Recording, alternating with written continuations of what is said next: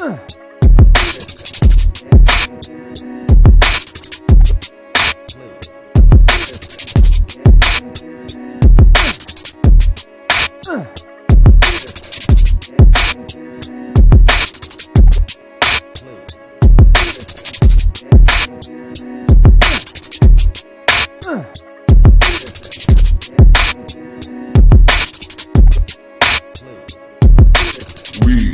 are Legion.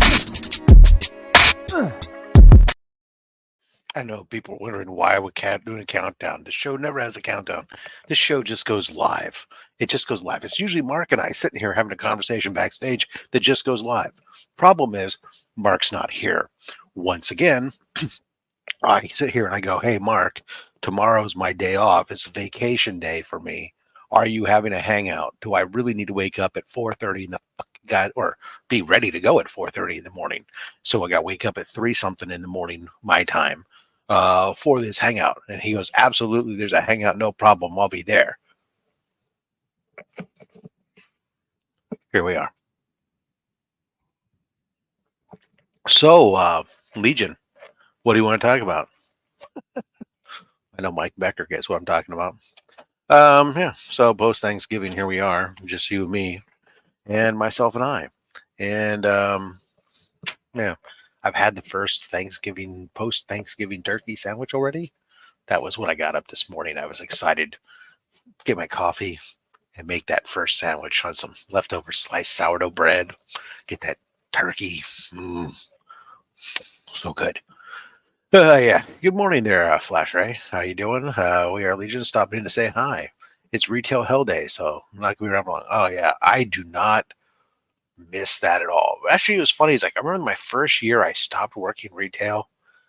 I actually went out on Black Friday just to be on the other side of it. And I said, I don't know why the hell I did that. That was the stupidest thing I ever did. No, I don't go out at all. I appreciate you there. Good luck, man.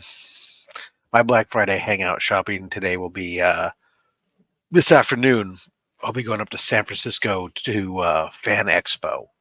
For some reason, Fan Expo is Thanksgiving weekend in San Francisco.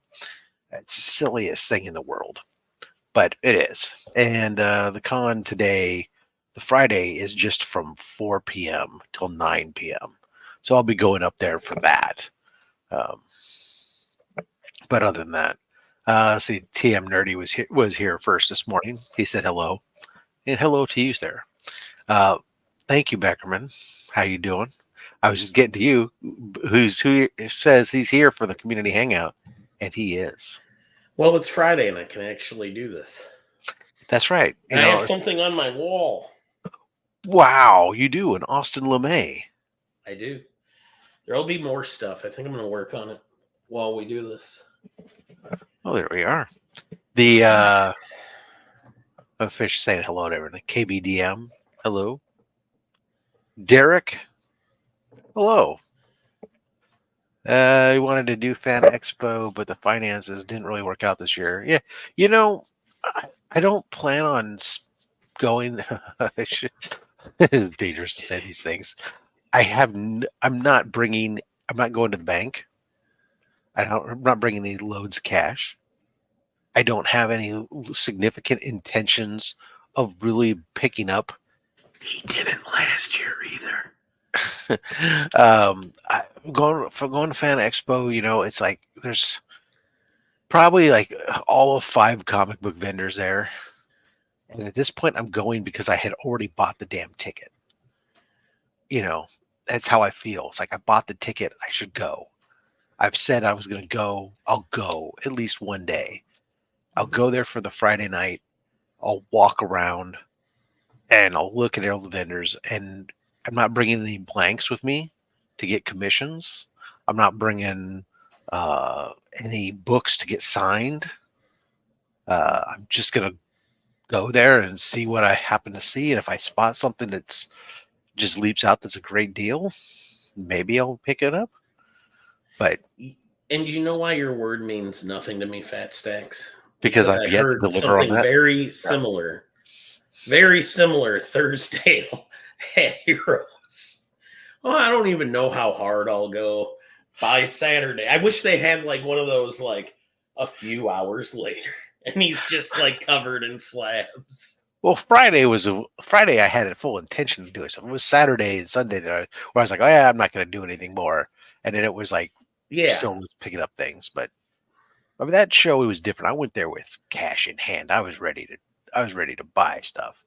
This I I'm don't not. know. I remember talking to you. You're like, I don't have anything specific. Like I'm just here to see what catches my eye Yeah, or whatever. that's And true. next thing I know, apparently a lot of things caught his eye. It's true. It's damn true. But this is different. Yeah. Well, and Fan Expo won't have the deals that Heroes have. Won't have the deals, and there's only like I said, I'll be done with visiting all the comic vendors in the first hour, I'm sure, unless they suddenly change something. But Yeah, I know a lot of the vendors, at least in the Fan Expos in the Midwest, have really tightened up on even the vendors who go there. yeah, Just because of how expensive. well, there's that combined with for this one, it's like, dude, it's Thanksgiving weekend. Mm-hmm. Because everybody was So having to they were having to travel to get there. They're finishing their setup this morning because is it going right now? no, it doesn't. It doesn't start until 4 p.m. in the afternoon today. So Friday is what they call preview night. It goes Preview from night. 4 p.m. to 9 p.m. and then it opens Saturday and Sunday, regular days, 10 or 11 in the morning. My other issue with Fan Expo is there's so many people at the top now that they, like everybody says, oh, they bought Wizard World, but they also brought some of their employees in because they had to as part of the deal. Mm-hmm. And if you know anything about the Seamus brothers, you will run, not walk, away from any con they're involved in. Oh. Just Yeah. shady ne'er-do-well idiots they're the sons of the guy that used to own Wizard Magazine. It just, unfortunately, it's the big con that we have here in the northern California. I mean, Southern California has several. We used to have one in San Jose, but it is now died. So we have Fan Expo, and that's it. And then a bunch of local ones. So the local ones are cool, but sometimes you like to see the bigger ones, see the people that show up, and some of the Mm-hmm. bigger artists. Now, supposedly next year, it looks like we're getting Galaxy Con is coming to San Jose, replacing the old Silicon or Silicon. Didn't Berkeley used to have like a pretty legit grassroots con? Well, so the Berkeley still does. So Berkeley has the Berkeley Comic Show, and the Berkeley Comic Show is like 5 times a year, and it is. But again, it's a great comic book show. But if you want any of the other stuff, there's except comics. There's no artists. I mean, maybe there's one artist that shows up. See, and I'm going off of really outdated information. You know, I have that membership for Comics Journal, so I read through the archives, and they were advertising a Berkeley comic show, but I'm talking like 1984. Like John Byrne was the special guest for it. Well, they would have so they'll still have like last one was they'll have like one guest. Flash Ray saying Berkeley Comic Show is purely comics 99% of the time. Yeah, it's literally it's like it's the adult Berkeley adult school, so it's basically like a high school gym that's filled with vendors, and they're all comic book vendors. And then there's usually like one featured guest that's an artist that might be there. That might do one little 15-minute panel, and he may be doing some signing while he's there, or she, or they. Whatever. Again, I was working off of really outdated information. Well, but it's still very, very much that. Like I mean, Tony Daniel was there recently, and so there's been. It would have been like 80 83 or 84. I But read. Yeah. it's one guest. It's not like here's a table, not like here's a table, a row of artists, that local artists or something that have shown up to do things. That's not it. It's all vendors, and at that what's kind of cool is they have more comic book vendors that want to go to that show than they have spots, and they rotate the vendors. So even though you might go to all 5 during the course of the year, you're going to have some new inventory that cycles through. Man, that is scary. Uh, the so that's kind of cool, but I unfortunately don't get to go to all of them because they do like 3 of them are on a Saturday and 2 of them are on a Sunday, and the Saturday shows I just can't make it up there because of only slabs. By the time I do that, it's in the way.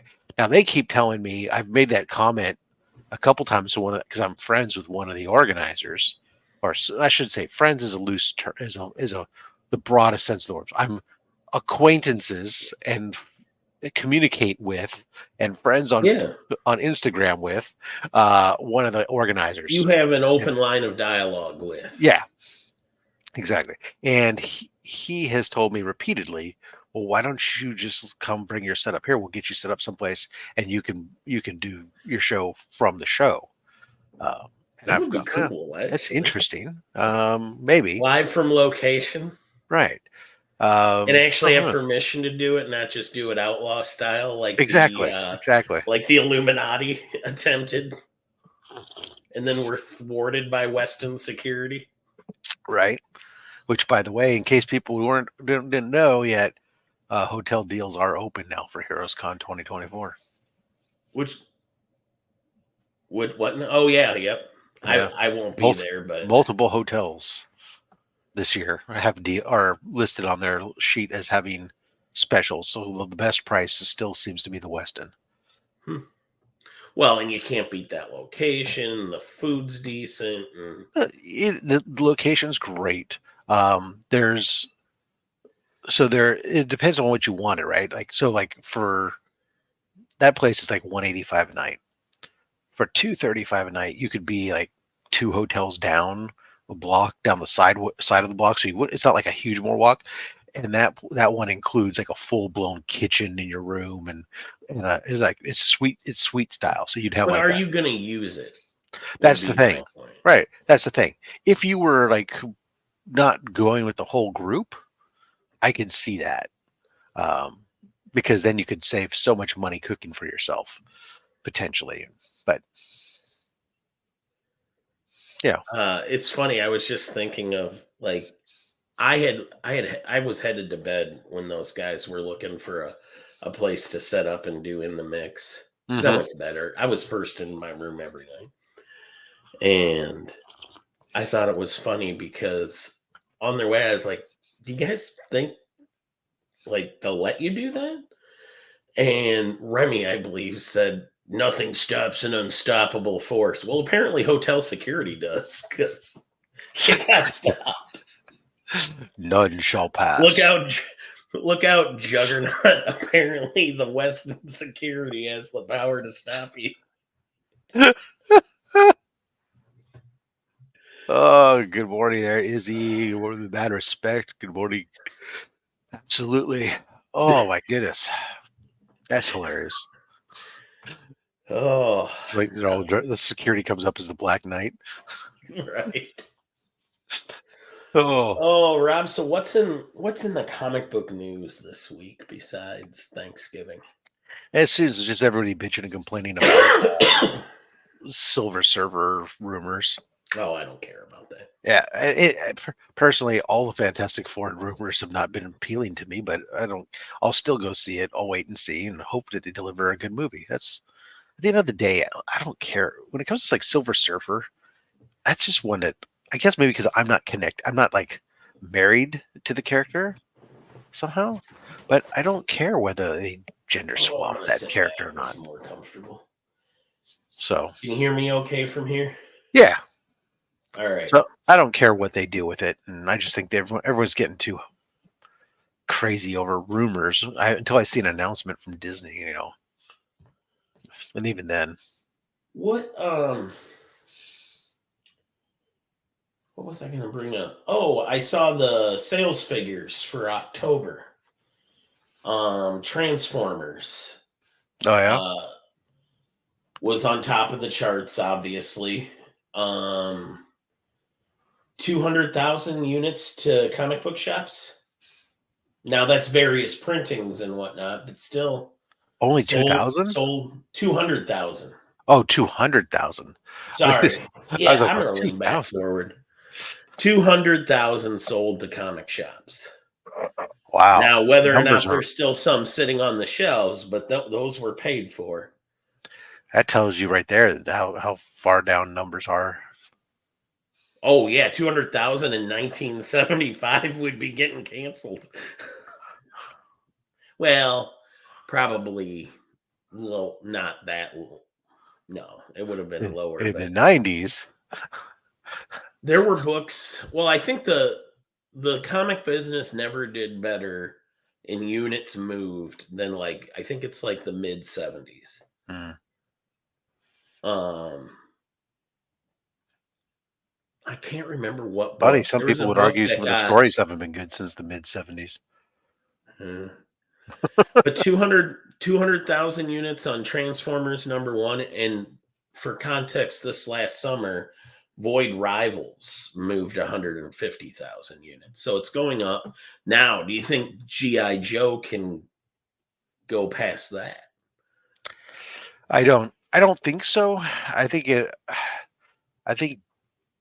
it'll be more like that 150 or something. There's definitely some excitement about it. It's great for the independent to pull those numbers. Um, Yeah, if you will, pretty awesome. the it just depends upon what happens. How does it go long term? Is it flash in the pan? Is it and it how many would it have done if it only had one cover? Mhm. Because I know too many people who were buying like every cover and It every certainly printing seemed like cover we had and people in the community that bought multiple covers. second covers, third printings, whatever. They were just Yeah. like all over it, and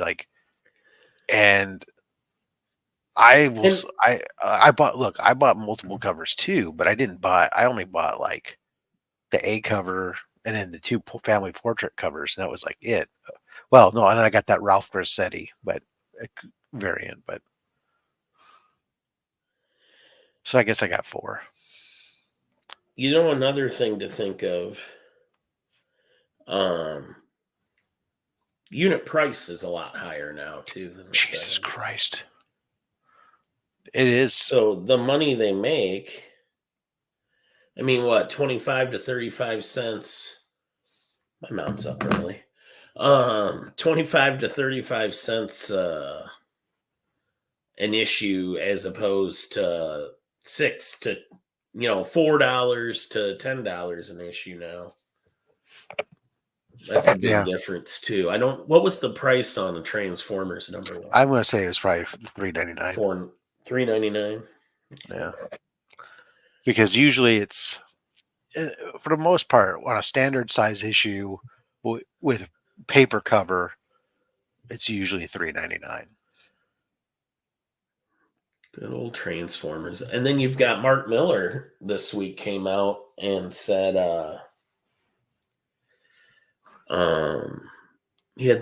he was calling out the industry.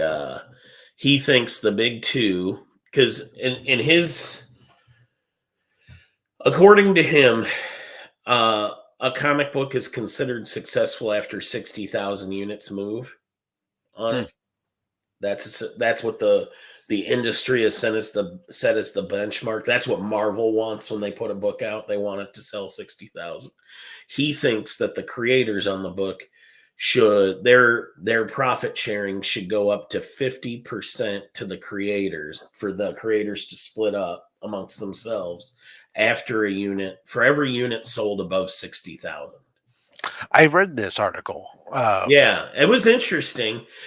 What I found really interesting about it was a few months ago, I was on a heater about trying to figure out what page rates had settled at these days. And that was another thing Mark revealed in Yeah. these interviews, was that the page rates have gone tragically low. And then he revealed what his page rates were for this latest event of the Millerverse. It's early, so I can't come up with the name. Where all the Miller books are. Yeah. The Geiger verse and Yes, where all of his stuff is intersecting with each other, like Huck and Nemesis and yeah, one. it was really explaining kind of why so much of the page art is being done outside the country and whatnot. Is Big so many game. artists, Thank you, J Man. a lot of those Big artists and game. stuff, because the page rate's just so low, and so like most of the American artists are either He really really had young or Marvel they're as low as $90 a page. Whew. That means you would have to be on at least 2 books, regular work, a month to even get close to 60 grand a year. And that's by today's standards, that's really grinding. You know what I mean? It's hard yeah, to do more than 1 book a month. Not many artists carry it. Now, granted, that was the floor. That was the floor number. There are artists that definitely aren't working for $90 a page rate.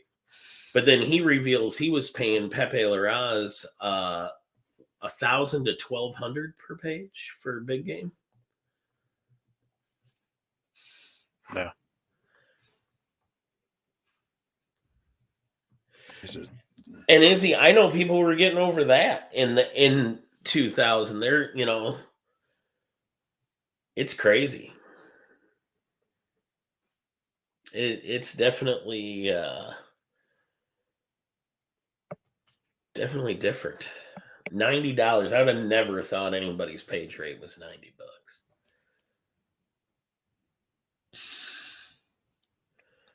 Although Jim Shooter worked for 10 when he was 14. All right, so it's at $150 a page. Even you'd have to, if you wanted to make 6 figures, you'd have to do basically 2 pages a day.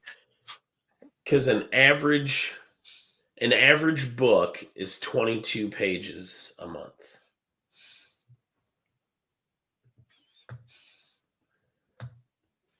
It's ridiculous. Getting hard to make money. And Izzy, why aren't you in here? He said You he's gonna hyping be up your... in a bit. Isn't the Sketchy Show doing their The, Black Friday event? the real question is, why is Mark not here? Yeah, he doesn't run this place. Fat Stacks runs this place. Yeah. Now I can only go so far because last week I didn't show up at 4:30 in the morning for the start of the show. I overslept. But in my defense, it's not my show. It is not your show, is exactly right. Yeah, it's crazy to think. And then we wonder, everybody goes, oh, why are comic creators charging for their signatures? They gotta get every dime they can at this point. That's a fair point, man. It's like, if they're getting paid so little, then, it's granted, the cover artists are probably different. I don't know what the cover artists are doing. And I'm sure some of the cover artists especially the hot ones, are doing pretty well. And it does explain why when they do get hot, they do so many covers. Right. Because I've got to take all the work I Well, can. we're talking page rates, not cover rates. Right. That's what I'm saying. Covers are different. I understand it. That's why I said it's why, because the cover artists are probably doing better for a cover, I would imagine. $90 being the floor. And I think, what did he say? The average was around 220 for a Marvel. I think he said 220 in the article. Agent fees too. Well, you wouldn't have agent fees on that $90 part of the spec. Most of those guys aren't repped. They're dealing directly with the company. Could you imagine if you were making $90 a page and the companies like Marvel still required you to live in New York City? Jesus. They'd be all living, it'd be like 5 guys hot racking one of those little 300 square foot studios. Right? Somebody paying Izzy to sleep under his bed. Or actually 300 square foot is the luxury ones. One of those ones you see every once in a while where it's like literally it's like 7 feet by 6 feet or Oh, I've something. seen some of those videos. I just give up. Pick a different It's like, town. wow, why don't you go commit a crime? You get bigger space by going to jail. No doubt. Big lion What a cat wild house. How you doing? Did you have a good Thanksgiving? I did. We well, I'll talk about it now. So my wife had to have surgery on Wednesday. Mm. So Thanksgiving wasn't with family. We didn't go back. I was originally gonna go back home. We both were to do the fam jam, but with not knowing how long her recovery stay would be in the hospital, she's home. She's good. The procedure went mostly positively, and we're in a good spot. But it did take the family jam in Iowa off the table. So we had food here yesterday: turkey, ham, mashed potatoes, dressing, gravy. I like that. There's a man. Turkey and ham. Yeah. I like turkey fine, but I'm more of a big fat ham guy. I got a ham in the fridge right now. I just like when my kids are home for the holidays, and Mary had picked up a ham, and then she picked up, I picked up the turkey for Thanksgiving, and then when I went to go pick up my turkey, right, I go to a specialty butcher shop, right, I because know you do. yes, right, and Rob, I didn't think Thanksgiving would be something you'd be phoning in. I was not under that impression. when I talk about a pregame turkey that I cooked 2 weeks before. I remember. Oh yeah, I blistered you last year for that. I was like, the guy's doing warm up turkeys Because I got to make the turkey stock that I inject into the Thanksgiving Day turkey. How many things have to die for you to eat? It depends on how well you want to eat. I know. I'm giving you a heart. So while I was there, I'm like look at that. There's a beautiful, like 4.5 pound chuck roast that was sitting there. And I love to smoke a chuck roast just like you'd do a brisket. Okay. Because the flavor on it comes out kind of like a cross between brisket and beef ribs. And it's absolutely wonderful to smoke a chuck roast, slice it up, boom, slap that in barbecue sauce. So good. So I ended up picking that up. And so I cooked that the other day or I smoked that on Wednesday. Then Thursday smoked the turkey. And all of a sudden I'm going like, I got this leftover chuck roast. I got this leftover, all of this, because I picked up a 19.7 pound turkey, for 6 people. And I got all this turkey. I said, man, I think that ham might stay in the fridge for a little while because I'm not prepared to have that much leftovers with my kids fly out on Sunday. Yeah. But Leftovers is definitely something you got to think about. because I don't want to throw this stuff out. I mean, fortunately, the nice thing is like, this morning was, get up this morning. Oh, I think it's time for my first turkey sandwich. Yeah. Like had a half loaf of sourdough bread left over that I had made. How many people did you have at your Thanksgiving table? It was just 6.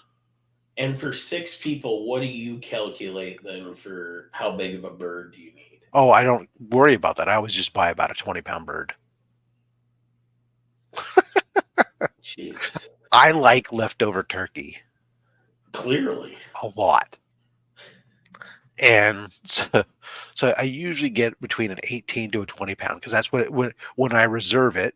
There's a range that you reserve the size range, and so you get what you get when you get there. But you go, okay, what am I? 18 to 20. So, like, do you like look at photos of the bird No. I before don't. it's I'm not. killed?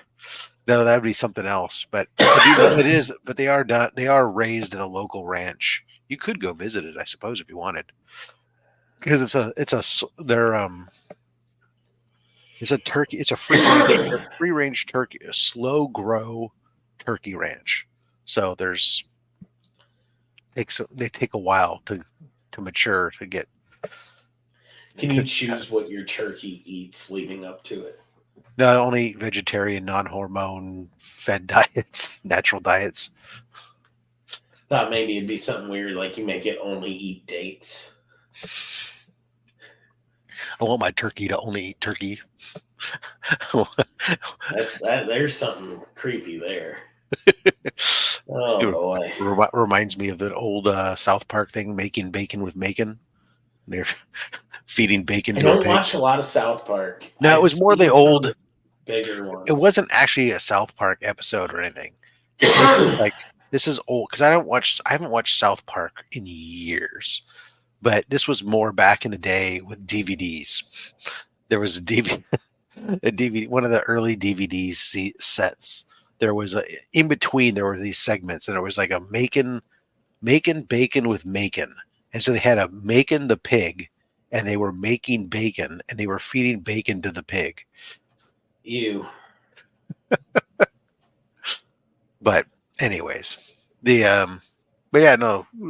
Was I usually all I have to worry about for Thanksgiving? I cook the turkey, right? So the night before, I got it all spatchcocked out and rubbed down and dry marinating, and then we'll smoke that over pecan, and then I also cook I make sourdough bread. So we made a nice big round sourdough bread to go with it, and then my wife made stuffing, and my stepfather's wife, not my mother-in-law, but family made the mashed potatoes.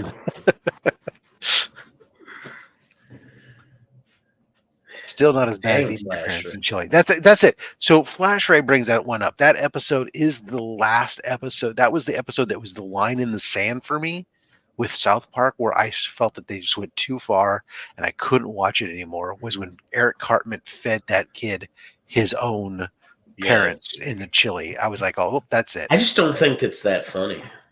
No, it wasn't funny, and it was like that was it. I was like, okay, that's it. That's the line. Apparently, I didn't know I had a line, but that was the line. Good morning, sunshine. How good of you to show up to your show. Hello? Okay, well, maybe not. Maybe Mark's here. Maybe he's not here. But we're here still. We are.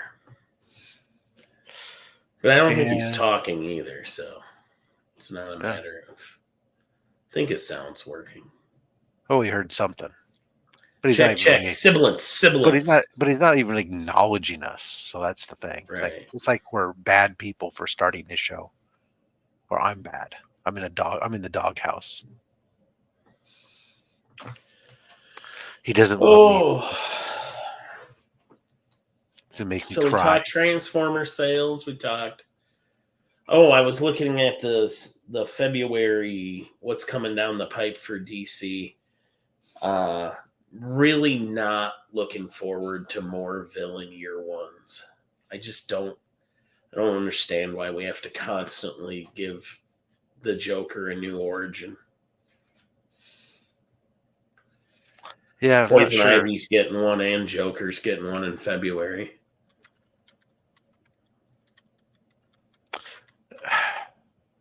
Yeah, you know what? All I care about. You can't hear anything. Yeah, me neither. Yeah, so the I'm really kind of more interested in all the stuff that's coming out. I'm really excited, and I'm afraid. I'm afraid that I'm excited because that means I'm going to be let down. I'm sure, but for Unlimited Spider-Man, I'm just so freaking like really, really hopeful that it delivers something that I want to read. Yeah. What's the like? What are you enjoying right now? To be honest, not a Not a lot. lot. Yeah, I mean, It's a tough spot to be in.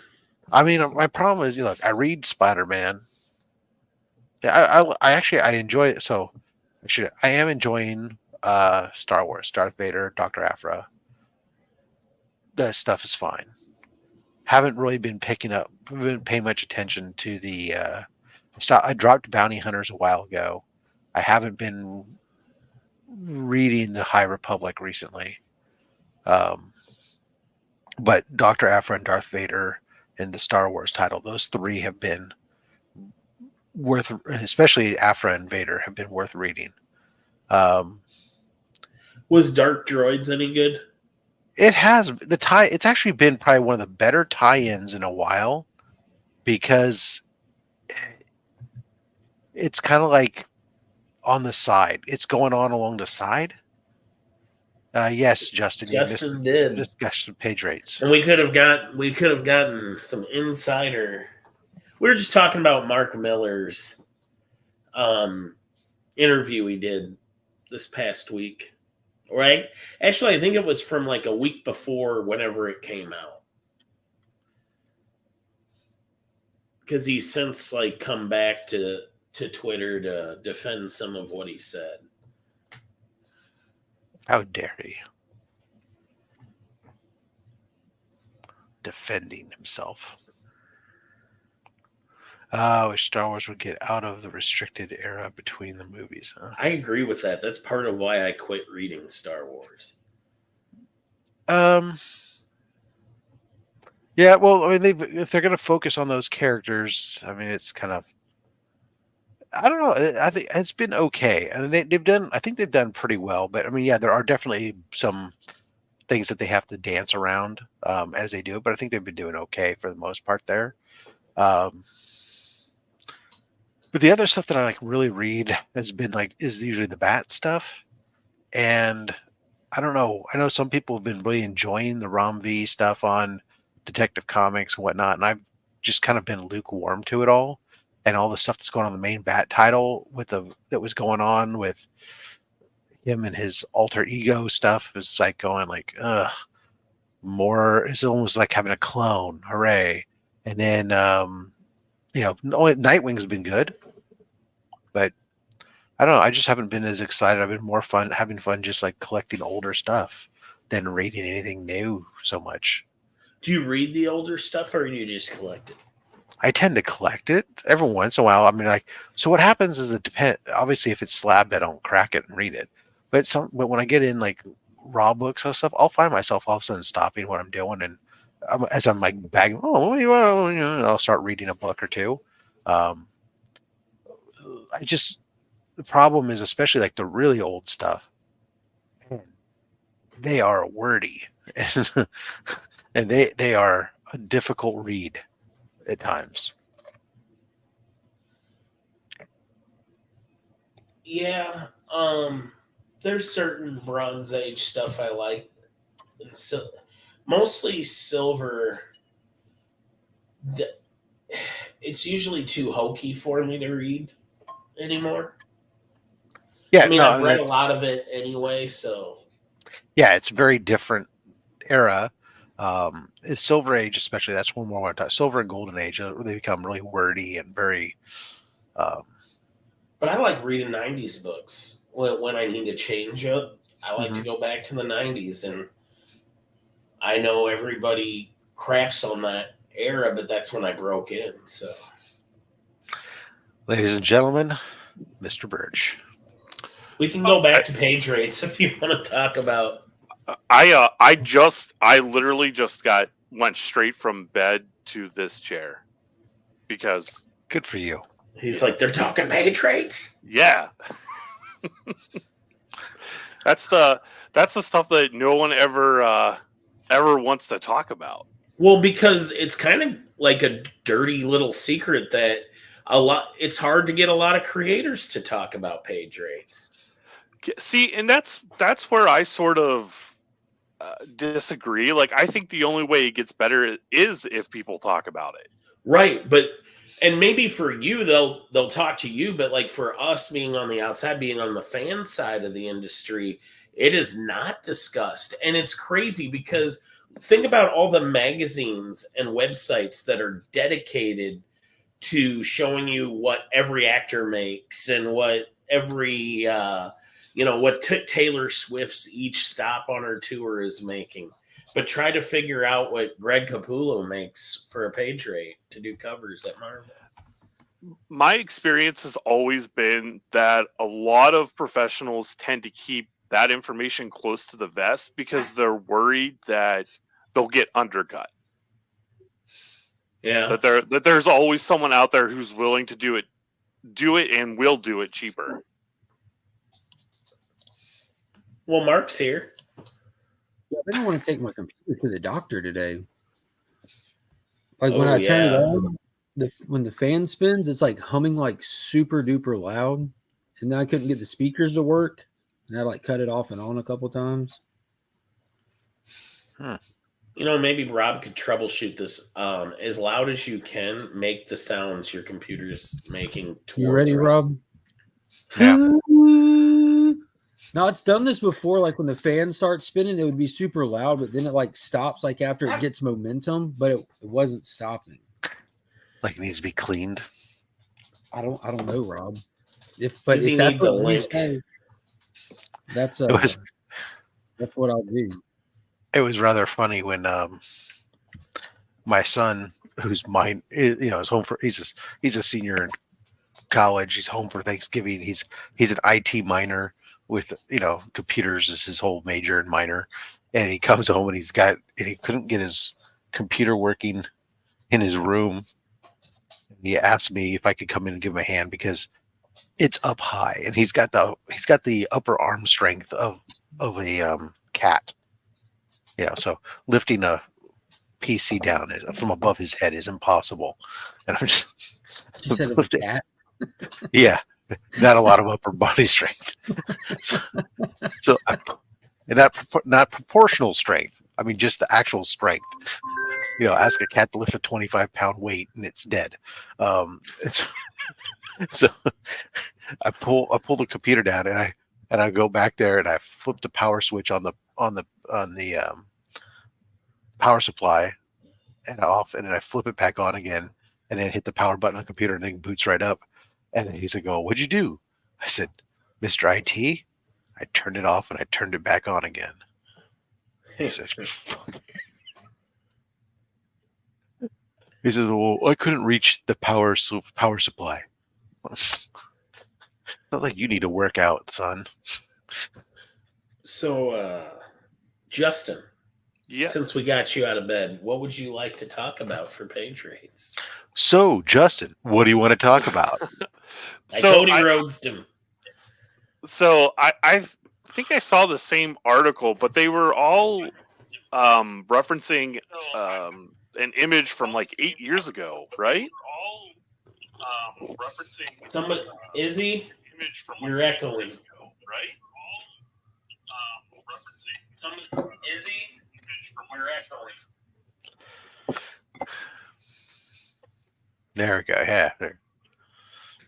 So, yeah, it was referencing something from a while ago.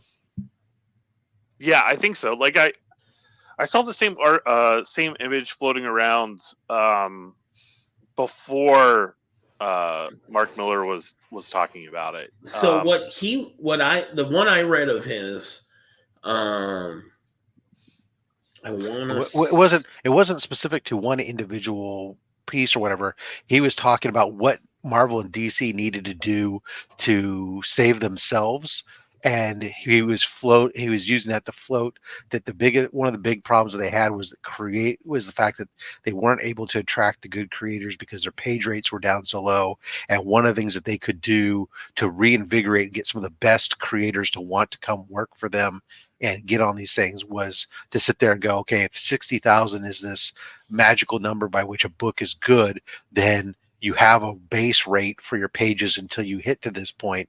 And then once you hit this point, then there's it skyrockets. So what you get, you're getting residuals or commissions on it or whatever. Yeah, so you're getting a piece of the profit sharing becomes 50% with the creative crew after the book hits 60,000 units sold. So Marvel's made their money.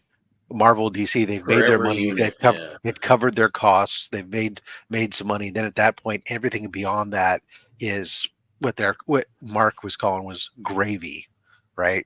It's so by encouraging it would encourage these better creators to want to come do this stuff that then may help them because they can get really good revenue if they create something that's successful and it sells units. And Marvel or DC do well because they're fucking selling units.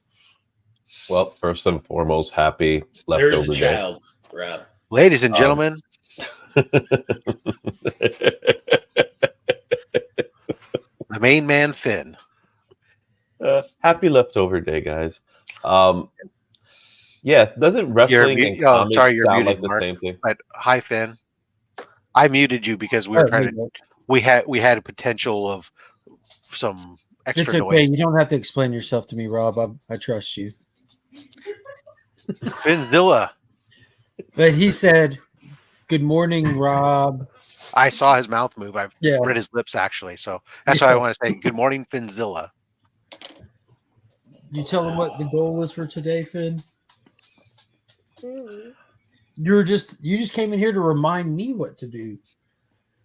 Get that Rodan and get a Godzilla from Angels. Yeah, get the Rodan and get the Godzilla from Angels. But which Godzilla? Not the one that is green. The other one. From which movie? Another one. I think it's from. Yeah, they all have Godzilla pictures on it. There's like Rodan. There's Rodan's versus Godzilla. Maybe, yeah.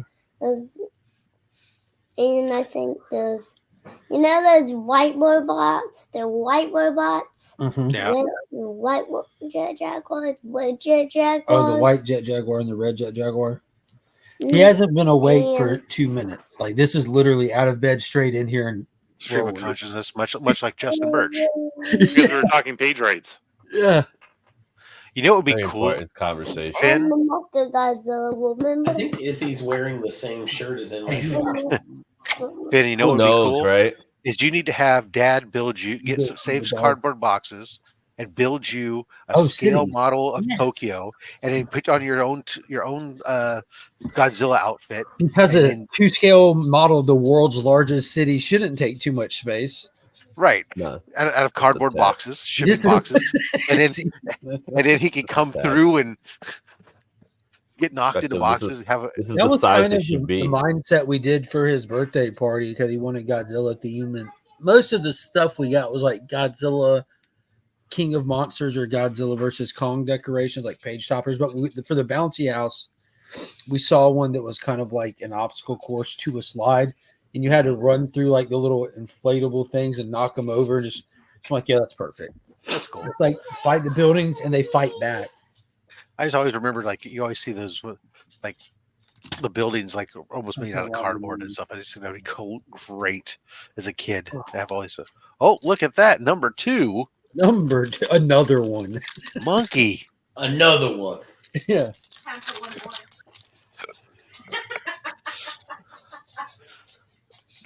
Oh. Good morning, Kyle. Hey.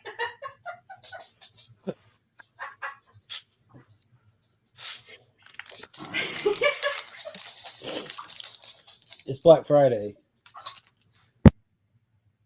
Time to go shopping. All right. So there you are. Half off. I didn't even notice that it was. There's a computer I have to potentially buy for my man. son. What y'all's plans for today? Anybody actually doing? Look at Izzy. Izzy just lit up Yeah. like a Christmas tree. I'm going to He Fan Expo in He San just lit Francisco. up like Justin Birch talking page rates. Ugh. Your shirt's built for yawning.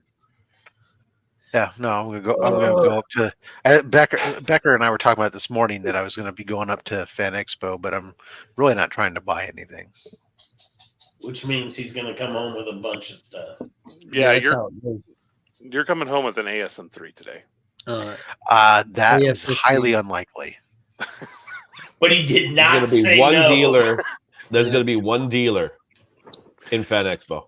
The only thing I- that's unlikely about it is if it's not there. If it's there, he will. If it's not there, he won't.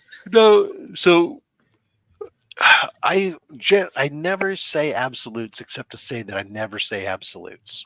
So there's always that chance, I could be stumbling through a bin and there's one for $400.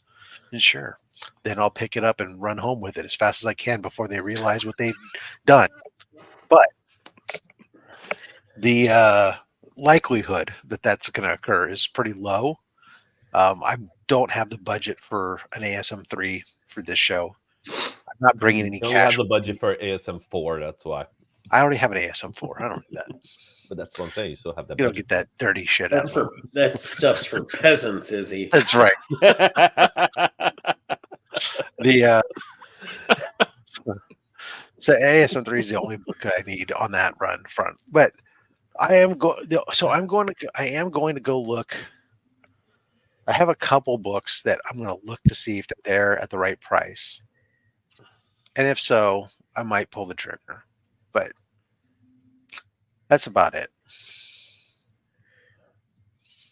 So let's talk about page rates. Poor Justin came on here to vent, and we bait and switched him is what we did. Oh no, I mean we can still talk about ASM3s. That's fine. Yeah, how many books do you need, JB? I don't know, a lot. Oh, okay. More than waiting for that page. More than a handful. Yeah, Yeah, it's definitely more than a handful. Well, I mean, like it wouldn't have been more than a handful, but someone like 8 months ago said you should really focus on the keys, and I went, yeah, you're right. I'm looking at you, Rob. You're the one who told me that. Well, they are not cheap bad right advice. now. It's not bad advice. Focus on the keys so I could get the regular ones. Well, I already have all the regular ones. It's more of us. Hey, the prices are coming down right now. It's like there's been some great prices on some of those books. Yeah. The regular ones come down with it, and you can pick up some higher grade stuff. I mean, hell, I've done a lot of upgrades just because prices on the others had come down so much that it was like, oh, okay, I don't have to have a 2.5. I can have a 7.5 for page rates. Are y'all talking advice about from Rob than I the do. artist's page rates, or are y'all talking the letter page rates? We were talking Letter artists. page rates is like Nobody 50 talks about cents a letters or page. page rates. Not even the letterers. Justin It's once true. told me about these people that wanted this book done like over the weekend and gave him a price, and he's like, no. And then they came back a little while later with a different price, and he was all like, yes. And then he got it done in one day. It got done over the weekend. That was They like did the it. start Yeah. of a conversation about page rates. That was not even a page rate. That was just job rate. Yeah, that was a book rate, right? I mean, they still paid me they still paid me a page rate. I just wanted more since it was going to force me to work on a Saturday. Yeah, that's fair. And they were, well, I don't know if they were happy to pay it, but they paid it. As they should. And So if you truth wanna be have- told, that was the only book I ever did for them. I wonder if there's a correlation there. Yeah, maybe they just don't have like. Did it tons of sell money to 60,000 throw out copies? to donuts. I highly doubt that it sold 60,000 copies. Then you failed. There's Hey, your answer. No one is buying a book because I'm on it. I did nothing wrong. That's What are not you talking entirely about? true. Have you heard I of this book clearly called bought books because you were on it. Wow, you are sorely mistaken. That I did it? I'm sorry I did that. Yeah. Maybe next time. Yeah. Don't buy a book because I'm on it. That should be on the back of a trade. It's on the back of my business card. Don't buy this book just because I worked on I'm on it. Yeah. It should just say "Don't blame me." How about that? Or I always, yeah. Well, that's like that's I the writer's fault. I said Justin a photo of a book. This guy. Well, look, I found this one has your name. I said, don't read that. Oh, that was a terrible book. That wasn't. I'm like, it's not. I'm gonna try and be as careful. Well, we're not about naming how, the book, and Well, we're that's not like, naming we're the company. not So. naming the book, so just do what you do, and just depending on how funny No, what name you the say book. is Trash depends on your if we say employer. the name of the book. No, I'm not gonna name the book. No, we might. The writer just wrote like there was this like double in one of the issues. There was just this double page spread of I think it was an orgy that was going on. It's the yacht been book. there. The And yacht guy. and all it said was sound effects, sex sounds, and I'm like, Huh. you're not even gonna tell me what you want. You just want me to make it up. Okay. I mean, Well, he FYI, wants just to- so everybody knows, if And you that's tell me to the make up, origin of that T-shirt. yes, yeah. So just so everybody knows, if I'm working on a book and you as a writer don't give me what the sound effect should be, my default is to write in as many Sesame Street characters as I can. You would not believe how many times Bert works for something, or Ernie. So yeah, Wow. So that's your Well, default there's sex sounds? I can't I don't- remember what I think comedian it was. you've been in the wrong sex orgies, Justin. Yeah. And I can't Bert remember and what Ernie comedian it are- was that was talking about like there's an easy way to ruin an orgy. You can do it on accident. You just walk in and you just go yuck and walk out. Just let them sort it out. Yuck. Weirdly enough, I've never walked in on an orgy, so I think we're living different lives, Legion. I think it's funny how you're saying that while you're like kind of half Lying stroking that down with a giant throne. pole with a hand on it. I don't know why I haven't been invited to more orgies.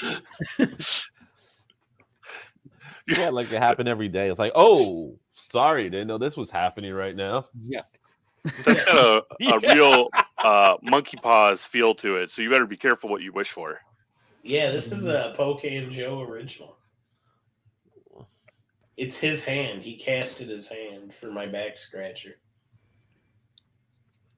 That was nice of him. Now I'm going to think of Sesame Street characters in every sex scene. You're welcome. No wonder why my Sesame Street video that came out yesterday has so many views. It's all Justin. There was a while there I was watching a YouTube channel that did they took the dialogue from Sopranos and put it into scenes from Sesame Street. Yeah, dang. Brilliant. Tony and Carmela's divorce, as done by Elmo and like that girl version of Elmo talking back and forth, was hilarious. With the fairy girl or something like that. She's like a fairy. Well, I don't know her personally. Yeah. That's what she does in her personal life. Oh, we seem to know exactly what she does now. Jesus. Barely even know what an elbow is. My eyes won't quit watering. Well, I don't know her personally. Oh boy! I don't have any shops here, y'all, like doing anything worth checking out. I don't mean like RJ or practically all Best of them. Buy, the regular stores that are just offloading last year's overstock. No. My shop has got they're doing their Black Friday sale is essentially, except for stuff that's on the new racks, you can go in there and when you get to the counter, you roll a set of dice, Oh, that's fun already. and then that's the percentage discount you get. So up to So- 60% off. That's not bad. 10 to 60. I think it's up to 40%. There's two 20-sided It's a die. 4-sided dice. What the Two fuck? 20 kind of two dice? 20s. D&D. Oh, so it's like if you roll 2 1s, you get 11%. No, you get 2%. Oh, boo! Yeah, it sounds like, great when you go. Oh, you double can the get up nut to in. 40. It sounds great when you say I can get up to 40%, and then it's like, yeah, but in reality, it's most people are going to get somewhere between a 10 to 20%. Still kind of fun. ABX is doing 30% off back issues. And Is there really much left for you there? Haven't you picked those bones? me, no. No, but I still go by and do something every time I get a chance. But Angel over at Dead Media is doing 50% off back issues. And that's where I get a lot of like, you know, like how I had all those sets for C3, like actual story sets like Death in the Family, how I gave away the Infinite Crisis set. I bought that Infinite Crisis set with the first Blue Beetle last Black Friday, you know, and I would just get stuff and sit on it till there's a reason to use it. I don't really like, I'm excited to go look and pick some stuff up, but it isn't like I'm like, oh, I wonder what I can get for me. It's just I wonder what I can find for a really good price that's worth grabbing and figuring out something to do with. And Finn wants me to go get this Rodan toy, which I don't think is in Zombie Sailor out at 10 just to see what they've got for wrestling action figures. It's a company that makes wrestling action figures, but they contract directly with the wrestlers and their that's pretty estates. cool. Okay, that's cool. They skip the middleman. Yeah. Yep. Which company is that? Zombie Sailor. Their stuff is pretty collectible too. Like the secondhand market's pretty good for it. Sometimes they can't, depending on the person, the wrestler, they can't use their gimmick name, you know, because of WWE. It's owned by the company, yeah. But they have an Andre the Giant that sold out, but they had a few held back for their Black Friday sale, so I was going to make a play at trying to get that. I've seen the Super 7 one pop up for sale on a bunch of different sites over the past week or so. I like to support anybody who does it the right way, that like, because there's a lot of, for wrestling action figures, there's a lot of outlaw companies that don't get the permission.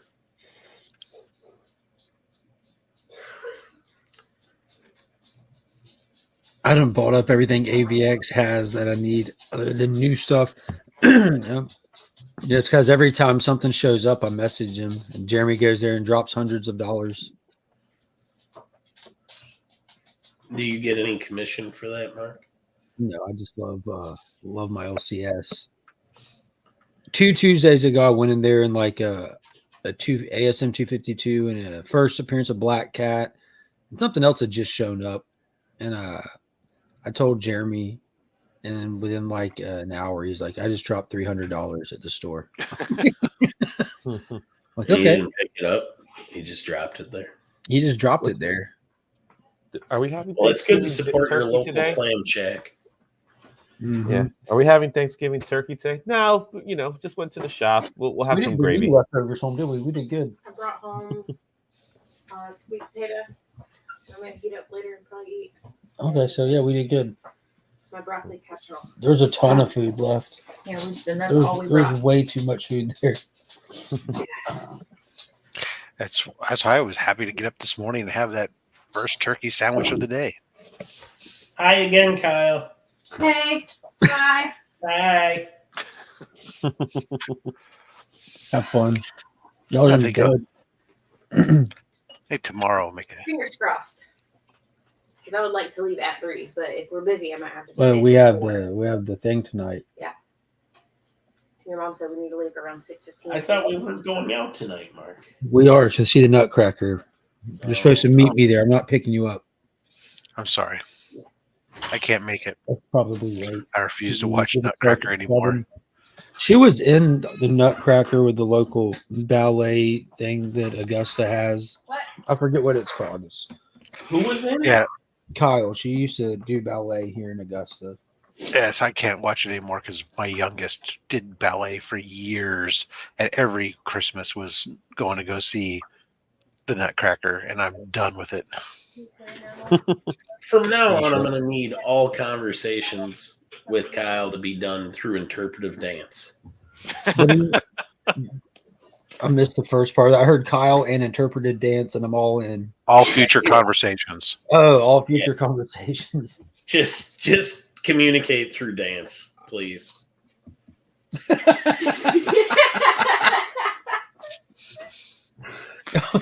She just did. She said goodbye, I guess. Was it something like this? No. No, Kyle was flipping off. We're friends. Oh, It was more like this, but with the hips involved. nice. I'm Definitely getting it. interpreted. I'm good. She's a good one. Oh, Oh boy. Go. Finn's already fed you. Go on, now get. $22,000. See, that's why I'll never own one of those. You'll own one. They're coming down. They're gonna come down a lot more than that. I saw an AF-15 for like $12,000 the other day. It was like a 1 point something. They've come way Yeah. down. I just 5 figures is just I completely agree, but when I saw it, I'm like, yo, how has two things? How has AF-15 dropped that much, and how has Incredible Hulk ran up that much? Because Incredible you Hulk has Link. been going crazy. but the thing with that book is it just came out of nowhere, and I think it's just trying to just like look at like I don't know like trends and patterns. It looks like just people ran out of first appearances to focus on, and that was the last one everyone went for. You know, everyone went for Iron Man when the MCU started hitting. They Captain America's off the book to begin with because it's an actual golden age book for Marvel, and then you have like Spider-Man. People started going after, always going after, and Hulk just got slept on for so long until 2 years ago. It just ran up out of nowhere. Like everyone's like, I guess Hulk's down. We'll all buy it now. Yeah, no, I mean, the only one. It's definitely been a book that's I've seen, I'm watching it go. I'm going, wow. Everyone's all of a sudden it's become like the book. What time is Nick's slab sale on Whatnot today? I don't know. Is it buy one get one free for Black Friday? I don't know. Nick's Kicks is doing a Whatnot, I believe. But I have no idea. I think Rob Liefeld's doing a Whatnot today, too. On Nick's show? That would be nice. Oh, boy. Nick is at 10 a.m. Early boy today. Well, I'm going to have to be done by then. 10 a.m. my time, 11 Mark's. Why you gotta be Mark's time? Hey, it's his channel. Okay. I think it's Izzy's time. He was here I Yeah, refuse okay. to give anybody credit for Eastern time but Mark. New York time. No, Scott, I don't go out shopping on Black Friday, and it's only 5:40 in the morning here, so I'm already late for all the best deals, apparently. Rob at 7:40. Holy crap. I was scrolling by the Whatnot sellers I follow, and there was a picture of a guy whose body type is so much like mine. I almost thought it was me until I was like, oh no, he doesn't have tattoos. But he even like the pose he's in is a very Becker like pose.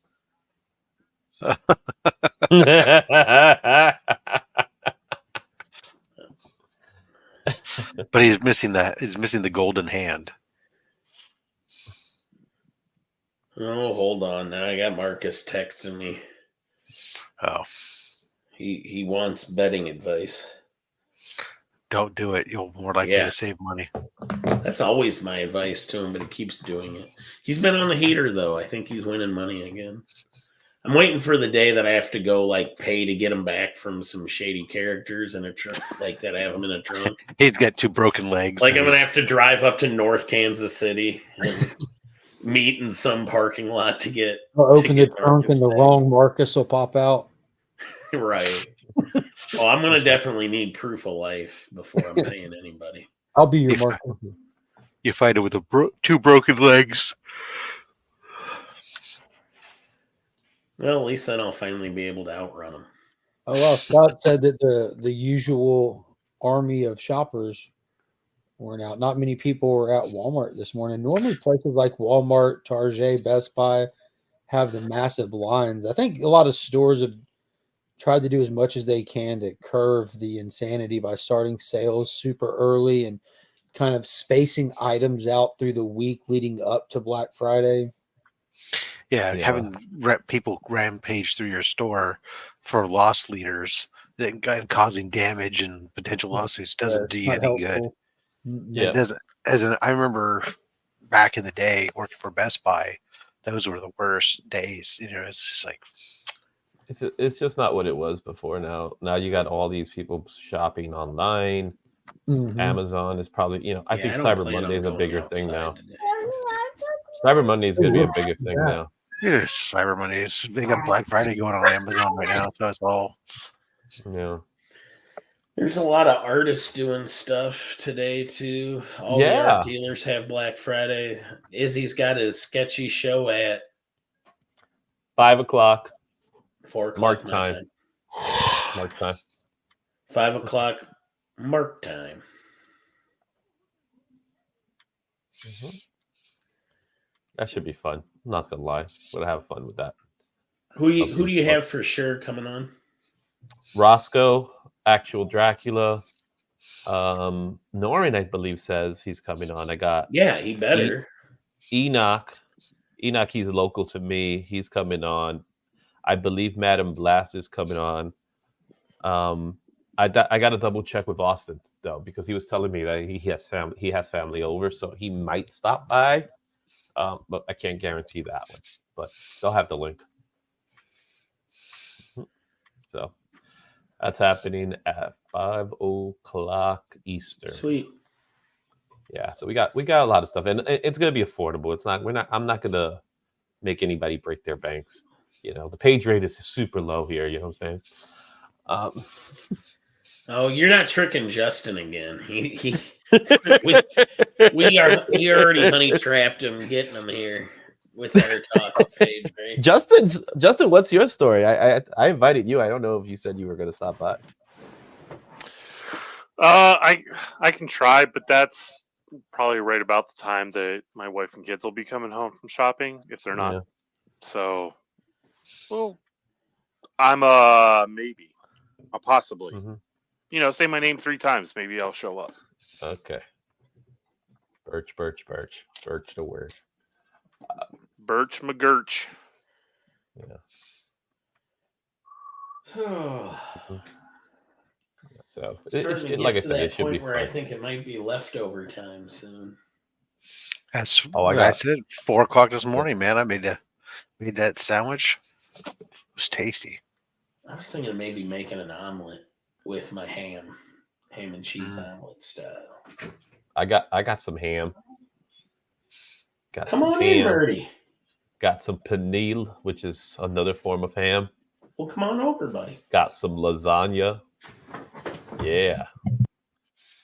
I just made turkey on sourdough. I got cake. I got cheesecake. I got carrot cake. I got Valencia cake, which is, pecan pie. So Chris, the only thing I need is pecan pie. Chris the Comic Vet is asking who's co-hosting the show. It's gonna be some guy named Chris. a good Canadian. He's all about getting his plugs, isn't he? That guy, man. He's so needy. Good Canadian kid. You know what I'm Mark. saying? Who's hiding the show? He didn't even. Actually, he was asking who's hiding the show. Is he? No, hosting. Okay. Oh, good old Cat Murdoch is here. Is he though? He's off to go do things.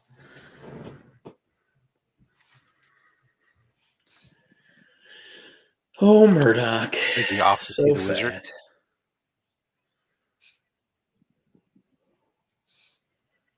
The Wonderful Wizard of Oz.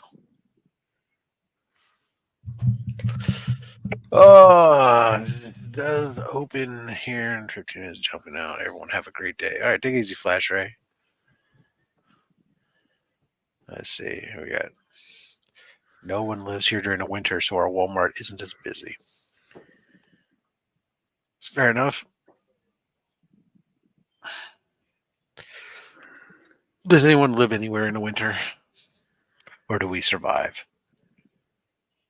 Do you have winter up?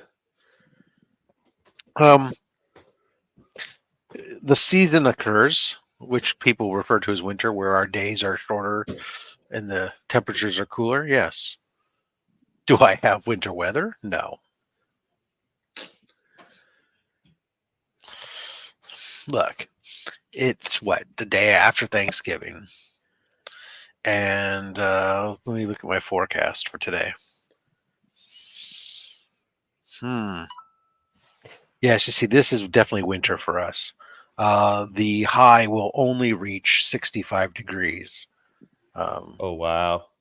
So 65 today, tomorrow 65, 67 Sunday, 68 Monday, 69 Tuesday. And then it's going to get cold again when it drops down to 64 with a 50% chance of rain. Mike had just laughed like he was a 15-year-old kid, man. Yeah, it's kind of my deal. Beavis. Shut up, Beavis.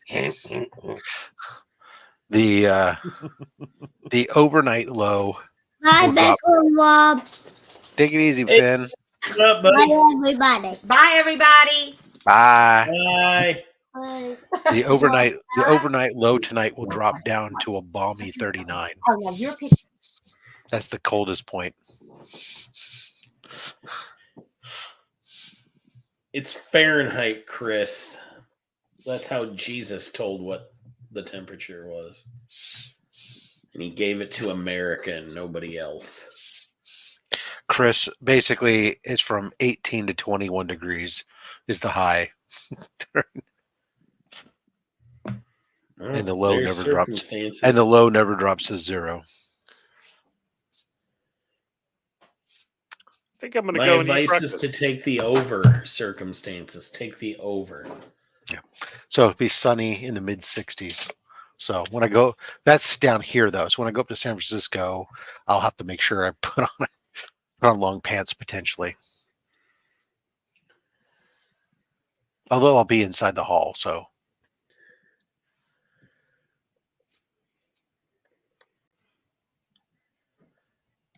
We got real quiet. There we go.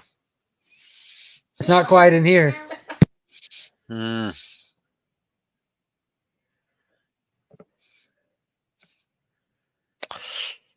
it, Chris, using that Celsius. Yeah.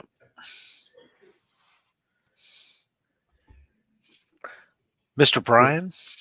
Morning. Where Good do you have morning. to put, where are you putting pants on for? I have to go up to I'm going up to San Francisco this afternoon to go to it's going to be technically evening. San Francisco is always cooler than it is down here in the South Bay, so I mean, it could actually think widespread homelessness is cool. Oh, you meant temperature wise. Never mind. temperature. Yeah, it might actually be like 60 degrees. Marcus says, "Oh, look, it's the CBC Awards guy. What is he talking about, guy? What All Rads guy. It's the All Rads guy. I'm not one to criticize spelling errors. That is correct. You are not. I am not. Yeah. I feel like I'm the head of the. Well, Everyone gets a that way pass for because a while. well, everybody gets a pass because in reality, 90% of the people are watching on their phones and typing on their phones and microscopic Daddy's keyboards. Dude, I typo so much that my phone's autocorrect memory is to misspell words. Welcome back. Well, What's up, Brian? What's going on, Izzy? Everything's good, man. We miss you up here in New York, man. You had to go down south, didn't you? I did. But Brian, tell Izzy, what's the weather like where you're at? Well, this morning it's a little cool out. It's like 45, but it's going to be mid 60s today. Yeah, see, there you are. Yeah, it's like 45 right now over here. I mean, I took the dog. I took the dogs for a walk already this morning, but I was in shorts. So It is 28 here right now, but it feels 28. like 18. Wow. Yeah, that just seems not comfortable. It's plenty comfortable inside my house. Especially in this comfy chair. Right? All I need is my chair and my Pocan Johan. That's it. I'm a simple man. The Pocan hand Joe, the Joanne. We're going to just ignore you and stop catering. Now you're just making it sound dirty, Brian. It's perfectly normal for your friend to make a cast of his hand and give it to you for your own purposes. At least it's not a different cast. It's actually pretty close if you really pay attention It's to it. open enough that I don't think it's suspect. Like, but it's closed enough that you had to look twice. Yeah. If there's a slight Yep. curve, it might work. Just No, you don't want the Pocan Joe Kung Fu grip hand? Is that what? Would that be something?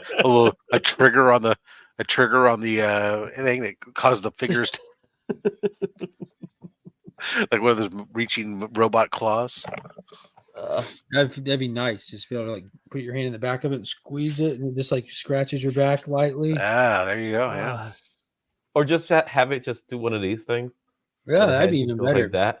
Rolling the fingers. Oh, now you're just asking for a lot. Yeah. Do any of you guys watch the Monarch show? I know that's a rare one with it being on Apple TV. Not a lot of people have it. I am saw not. Santa I Claus is want coming to town. Yeah. What'd you say, Izzy? I saw Santa Claus is coming to town. I don't even know what that means. It means your town, Santa, he's coming to it. In regards to what I was saying, I don't understand the correlation. Well, that's what you said. We watch it. That's what I watched. Oh, but, got you. I I just want to point out and remind you guys. I want to see it. I was very opposed to Apple TV, just another streaming service, more money ball. But they have that 3 months free offer right now. 3 months is a really decent deal. Which streamer? Apple TV, where Monarch is, because I waited to get the app until that was coming out, and when I went and signed up, I noticed that they give you the first 3 whole months for free, which is amazing. And like Circumstance pointed out, Ted Lasso alone makes Apple TV worth it. I 100% agree. Even if you just get it long enough to watch that's it's not long. Ted Lasso's not long. Well, it's 3 seasons, and the second and third season, the episodes are longer, but it's only like 10, 12 episodes kind of thing. I honestly think like that should be required viewing for like high schoolers or a college course or something. That show was special.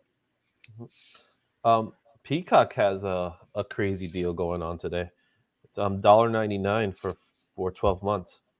Damn. Yeah, I saw Max was doing $2.99 for 6 months, but this was just like this wasn't associated with Black Friday. This was just like a deal that Apple had going. I'm like, that's insane. Yeah, because they just want you to use their device. That's what it is. Yeah, which I'm not able to do. Device. But is the Apple one, Mark? Because I was looking for it the other day. Is it because I had Apple TV last time I bought my got a new phone and then never renewed it.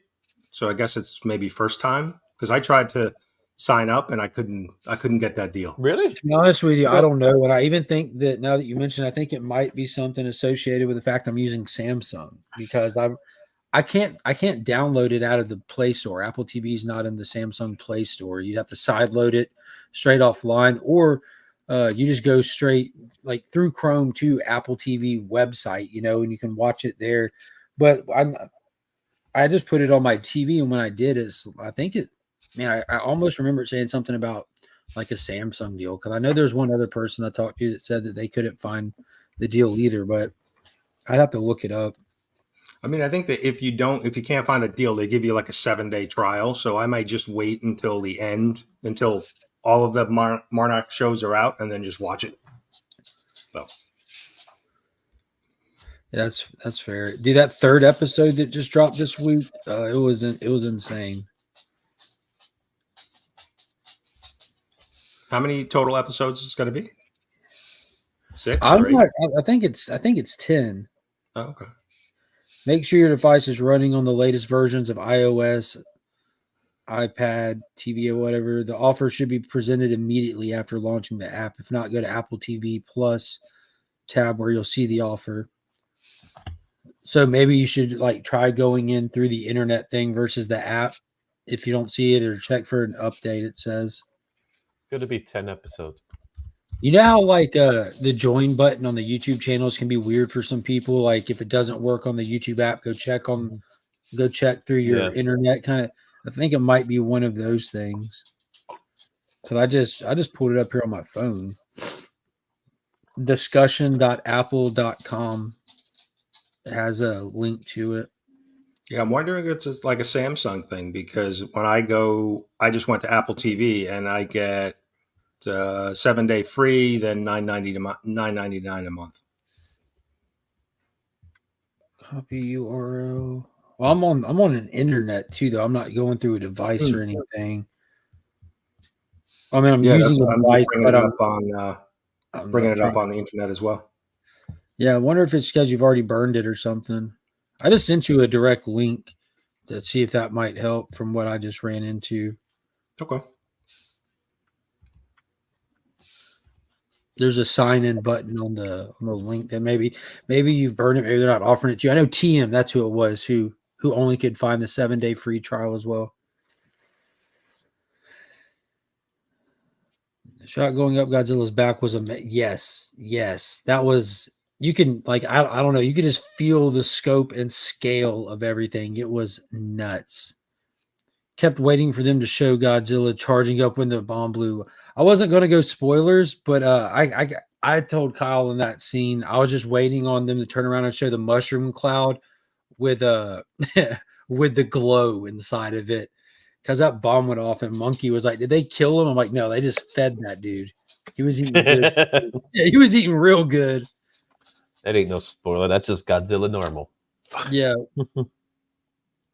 So this episode, they spends a good chunk of time at Bikini Atoll where all the nuclear bomb testing was done, and it even like calls back to like just that associated with Godzilla is like peas and carrots. Like everyone's used to the idea of the nuclear bomb testing waking him up, or if you're the 1998 Godzilla, turning the lizard into Godzilla. But Monarch actually dipped their toes in asking for help for the first time from the government and wanted 150 pounds of uranium to use as bait to try to lure them in. And the best that the government could do was deliver a nuke to try to lure him in and take him out. And he gets straight up face to face with it. Like this right here, like where the word end is an A-bomb sitting right there. And he just comes up and just leans right up into it and he set it off. It was really, really cool watching him show up. Because if you watch like the 2014 Godzilla, how they have like what looks like old footage, like handheld footage that they're showing of all these Titans and stuff. It's one of those clips. It's the scene that they built around one of those clips. It was really cool. They're doing like an amazing job with the Easter egging or tying in the existing little bitty pieces of info that they've dropped along the way through the monster verse and stuff. Like John Goodman in Kong Skull Island, when he was trying to get permission and resources to go to the island from the senator, and he shows the senator that picture of the boat that he was on and how he was the only survivor and the tears in it. That boat we visit in episode 2, where its final resting places and stuff. And so they're taking just little bitty things and giving you the backstory and context to it and stuff. And I always assumed it must have had to be Godzilla, because it was in the Kong movie, it must have been Godzilla that attacked the boat, but it's not. It was a whole different Titan that we get introduced to and see, and it's really cool. Yeah, Godzilla ate good. Yeah, faux show. The monster at the end with Superman powers.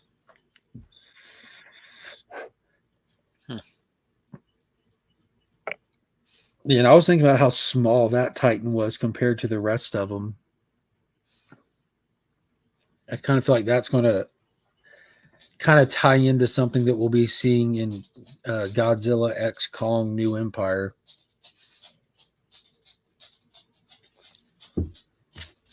Yeah, I definitely want to check it out. It sounds good. It's really cool. It's really cool seeing Kurt Russell and his son Wyatt Russell playing the same character as well. Because every now and then they switching from it's not present day. It takes place in 2014 and then flashback to the 50s and stuff. But watching Kurt Russell and it just shift to a flashback and the face just de-ages in front of you to his real life son, it's wild. And we kind of get to finally meet Kurt Russell's character more in this episode. He's just about as cool as you can imagine him being.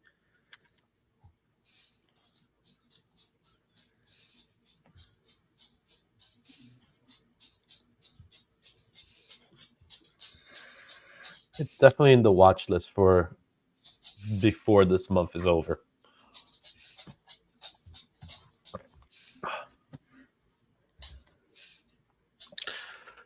There once was a man with a bucket. Tell me more. He kept his balls in it because when he tried to stack them on the shelf, they fell to the ground. The end. Not as eventful as I thought. That's just a sad story. Or it's the story of a well-organized man.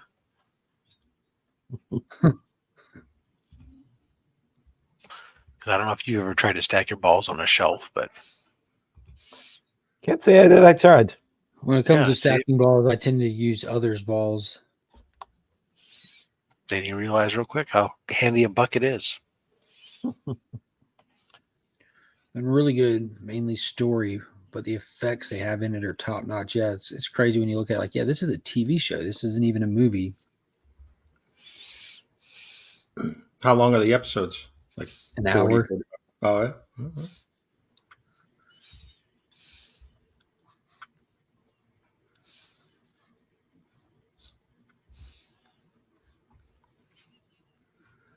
Brian, are you doing any shopping this weekend or today? Not today. We've still got some family stuff going on today. So yeah, I saw your. I definitely want to go hit that one shop that you sent me. I'm drawing a blank on the name. It's Dead Media. Dead Media. Yeah. But no, probably not. I've spent some money over the last couple of weeks. So I could imagine so. I bet moving's not cheap, even if you're moving to a cheaper part of town. Yeah, there was a lot of, a lot of things to spend money on. And then my wife has been, doing some extra shopping for stuff. Yeah, because you got a new house, you got to get new things. Yeah. Those towels were the old house towels. And yeah, exactly. Right. Well, the one that got me was we packed, we had 25 years worth of Christmas decorations and lights. We got rid of some of the lights because I was like, some of these lights are old. They're not even, LED stuff. We won't pack them.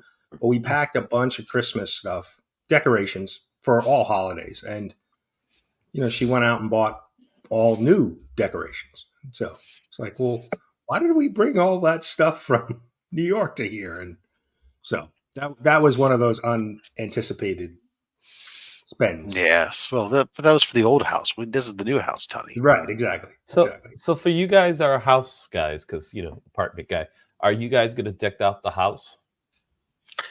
The family, my wife and my kids already did the front of the house yesterday. Mhm.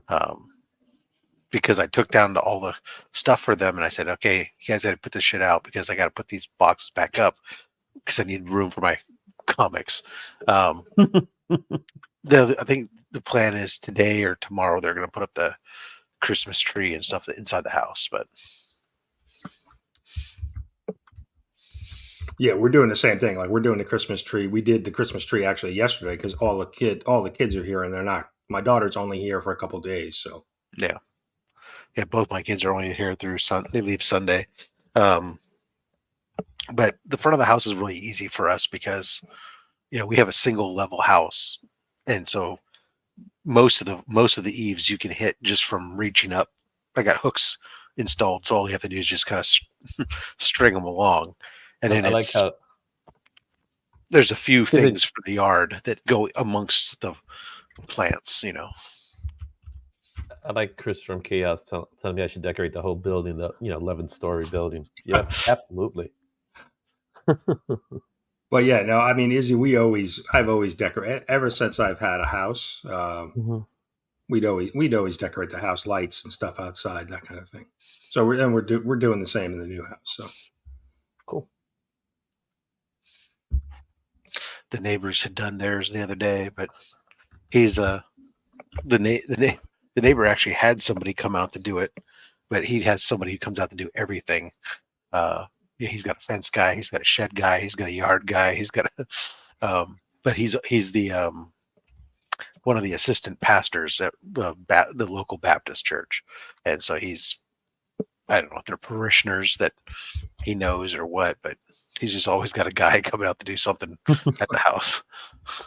Yeah, that's kind of how it is, right? Get the church members to come up and be like, "Hey, you want to help me out with my house?" Like, sure. Meanwhile, you're just sitting there drinking the coffee. Mark, what about you? I know you're a big Christmas guy. I'm sorry, I was talking when Mike was off. Is there a new Moon Knight or is it Hunter's Moon? I don't know if that's referring to a story or what. Because I know they're killing off Moon Knight. They got to kill off Moon Knight and they got to leave a new Moon Knight. But as far as Hunter's Moon, I haven't heard anything about Hunter's Moon. Christmas wise, we have the only thing that we don't have up yet. Like we have all of our shelves cleared right now, and some of the totes out right here. And I've got to put the lights on the house, and Kyle puts up all the little decorations on the flat spaces. But we got some stuff out already, and we pulled everything out of the workshop. We are on our way. So like I'm big into starting Christmas, and I don't know, like September sounds good to me. But not everybody is. So it kind of just slow rolls out till after Thanksgiving, and then it's just boom. We get it up pretty quick then. Yeah. We're usually an after Thanksgiving type, but since the kids were going to be here, and we did it a little bit earlier than we normally do. So yeah, we're Thanksgiving and we end on January 6th. We keep going past Insurrection Day. Okay, that's interesting. Yeah, absolutely, because that's important. Good way to bookmark it, right? Well, and so our new house, our old house was kind of a ranch. So basically, I had like a whole just horizontal line of gutters, so I could string up the lights, and we had one small peak, and that was I could get up on the roof and get to it. But the new house has like multiple peaks, and they're high. They're 20, 25 feet, high. And my wife's like, yeah, I want to get lights all the way up there. And I'm like, well, I'm not putting those lights up there. That's the best part, right? Everything that your wife wants, right? Yeah, I want this. And then you're the one thinking, yeah, but I'm the one doing this. Yeah, I don't own a ladder that could get me high enough to get that peak. So my last name isn't Griswold. I'm sorry. That's where you're supposed to rent a boom. Come on. Yeah, I need a bucket truck. Yeah. Yeah, the new Moon Knight series looks like it's going to be called Vengeance of the Moon Knight, and it looks like his costume slightly different. Like the moon is tilted, pointing down. He's got the moons on his arm. He has these wicked, But I don't think wicked it's Mark. weapons. I don't think it's gonna be Mark Spector. That's Yeah, I don't think pretty so much, either. you know, that's just like that's the Marvel way right now. Let's just make new characters out of these old characters. Yeah, we're getting a new Ghost Rider, like a straight up new Ghost Rider after the first of the year too. We just got one this week. Yeah, but this isn't Sal. This is like an all new rider. That Hulk issue was fantastic, by the way. That was insanely good.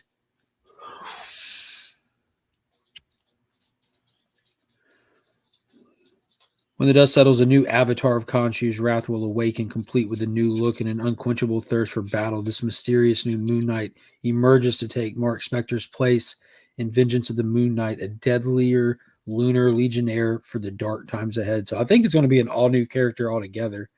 Looks like Marvel's like I've seen a pattern here with give us new avatars of all these characters, new Moon Knight altogether, new Ghost Rider altogether, new Punisher.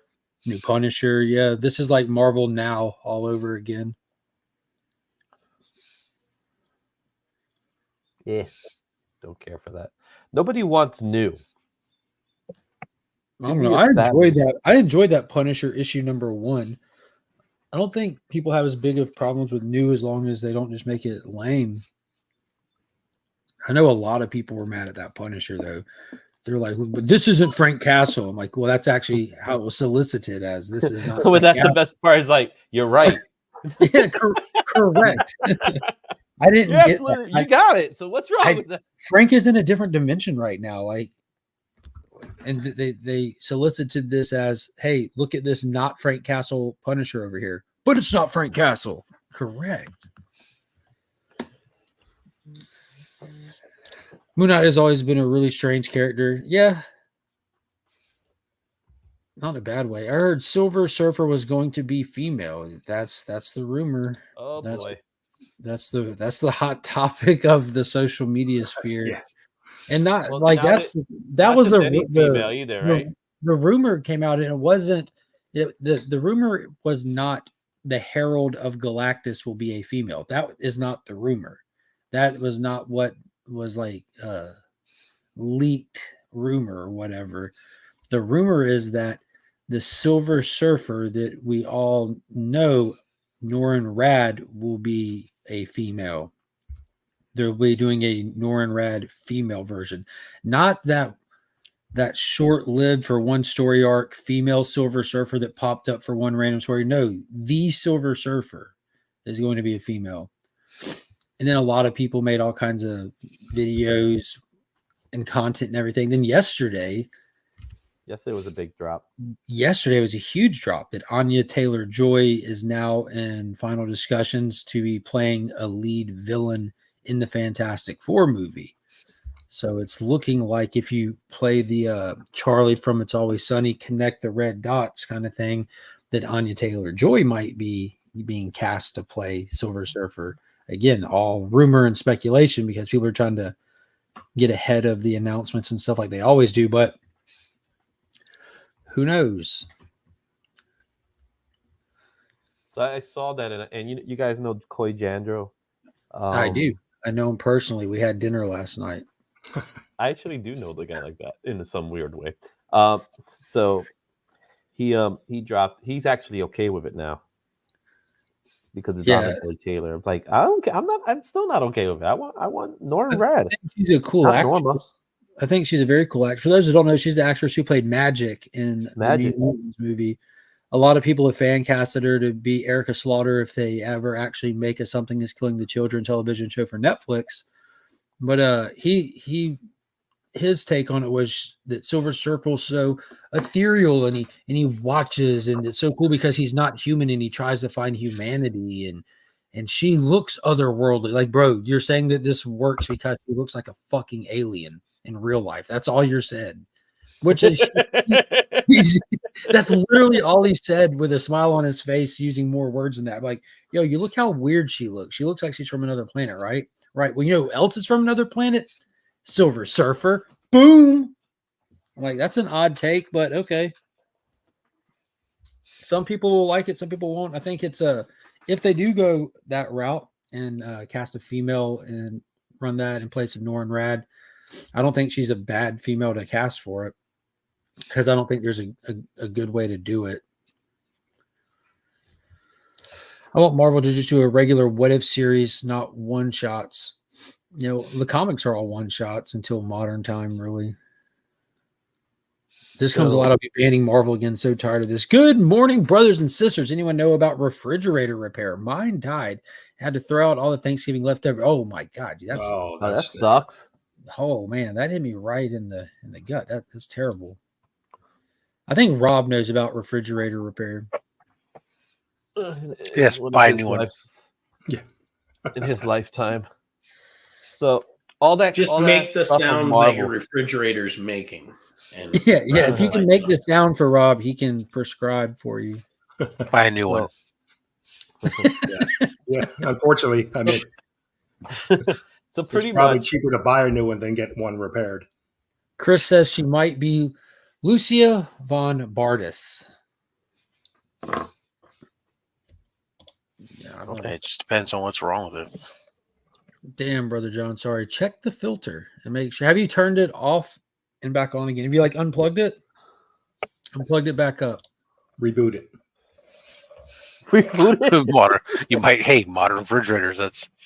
Yeah. Go to the touch screen on the front of it. I know Taylor Joy would be great as Erica. Yeah, she has those otherworldly eyes. It's that cheekbone she has. She has a hell of a cheekbone.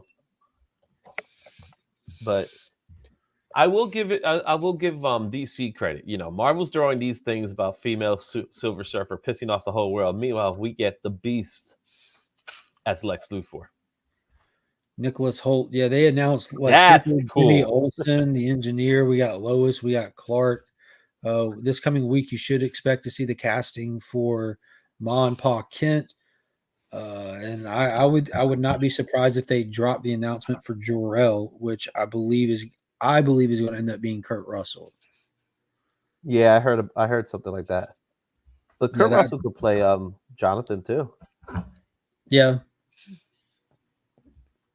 So the casting is really, really solid. I also saw where I saw a poll where someone asked, "Are you excited for Superman Legacy?" Yes, no, don't care.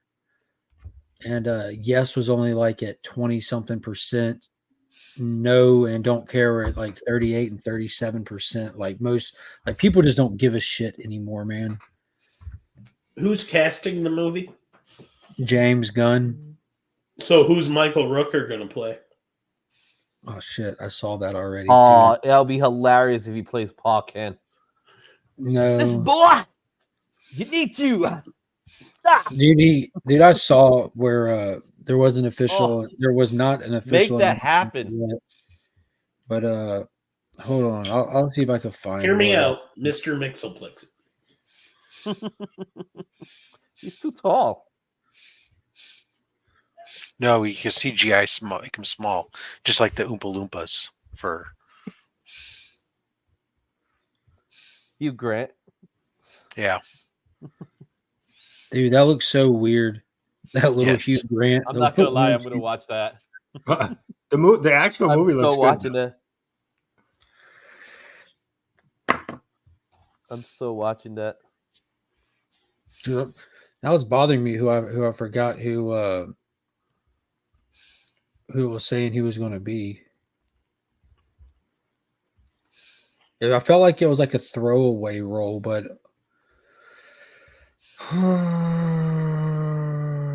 they haven't announced Perry yet. Oh, that was it. No. General Sam Lane. General Sam Lane was what the rumor that came out last week was. For whom? For Michael Rooker.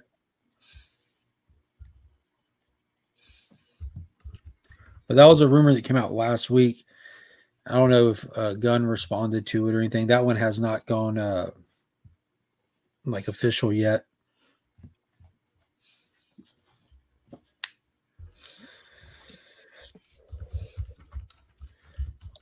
My cat ran like a shotgun to the front room. There's a bat in my living room. A bat flew into your living room. You know what to do. You know what comes next, right? Time to invest. Vengeance. It's time to invest in a cave. You have to get you a car. You have to start brooding immediately.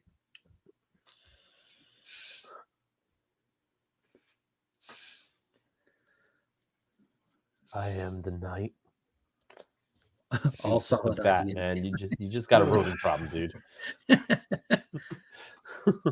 Gotta start talking in the deep voice too. Yeah.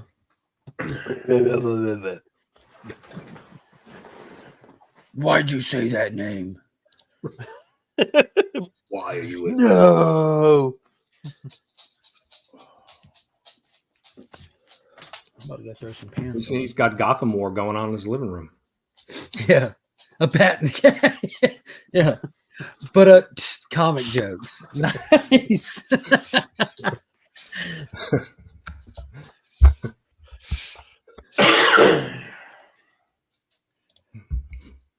Everyone's lively today. So, Marcus, Circumstance, if you're still in the chat, your secret CBC awards ballots are going out in the mail today. What are you doing? Explain. Ooh. So Marcus is going to be co-hosting. So he's going to be good. announcing some of the winners. So he's the guy we have to bribe. No, but Well, that's really good that you actually have a co-host. You need somebody with admin on the I need some panel. help. Yeah. You need help, I get it, but Marcus, geez, know. aim a It little was- higher, Brian. You know, Beckerman, you were wrapped up. So with Alan. So. Well, I didn't say I wanted to do it. I'm just Hey, saying being Marcus wrapped up is- with Alan is a good thing. Marcus is the shits, man. Yeah, I tried to get his better half, Lorenzo, but Lorenzo was unavailable. Marcus, you're going to have to get on here and defend your honor, my man. I just want the pimp named Slaughter to show up. That's Yeah, really and the pimp named Slaughter is the drizzling shits. I hope to God he does No. the whole show as a pimp named Slaughter. That would be amazing. God. What day of the week are you doing the show, Brian? So it's Saturday the 2nd. So a week from tomorrow. It's finally happening. What time is it at? 9 p.m. Eastern. Saturday night, 9 p.m. That's Eastern. late to do it, man. I'm just Trying to waiting for get my the- phone to light up of Marcus calling me. Get the West Coast, you know. Why do you say mean things about me? So will the winners be announced prior to will it be a recording or will it be live stream? It'll be live. It'll be live. It'll be live stream. So we will find out. Find out live. We're gonna do it live.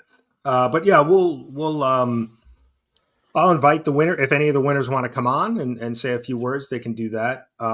We do have a bunch of videos, some videos from the community, and I would say you should just bypass people doing that this year. That takes too long. Okay. Let's just keep it to the skits. If you want to say a few words, Keep it rolling. You can do it somewhere else. you want to thank your See you audience. on Instagram. Use your community tab. Yeah, there you go. Use your community. But yeah, trophies. I ordered the trophies last week. They'll be here. They should be here Monday. Did you take my suggestion and just order all bowling trophies? I did. Well, it's actually they had a discount on soccer trophies, so it's Okay. it's it is that girl time of the kicking year. a soccer ball. So Yeah, perfect. I think that would be hilarious. Just all the trophies they have the category like placket on it, but it's just different discount sport trophies that were in stock. No, even better. You take the trophy and you put like masking tape over the plate. Yeah, just write on and write the name. That would be awesome. And then where it says 2000, you just leave the 2000 to 20, and then you just put in 23. Last year, yeah. And just tell them. Actually, I should probably this just is go only to the good flea for a market year. and see what I can find. You might want to I stop just by pictured- Walgreens to get super glue on the way, though. You might have to touch some of them up. I just pictured Reggie collects like holding up a trophy of like a girl on a horse going over a fence. I'm in. I'm in.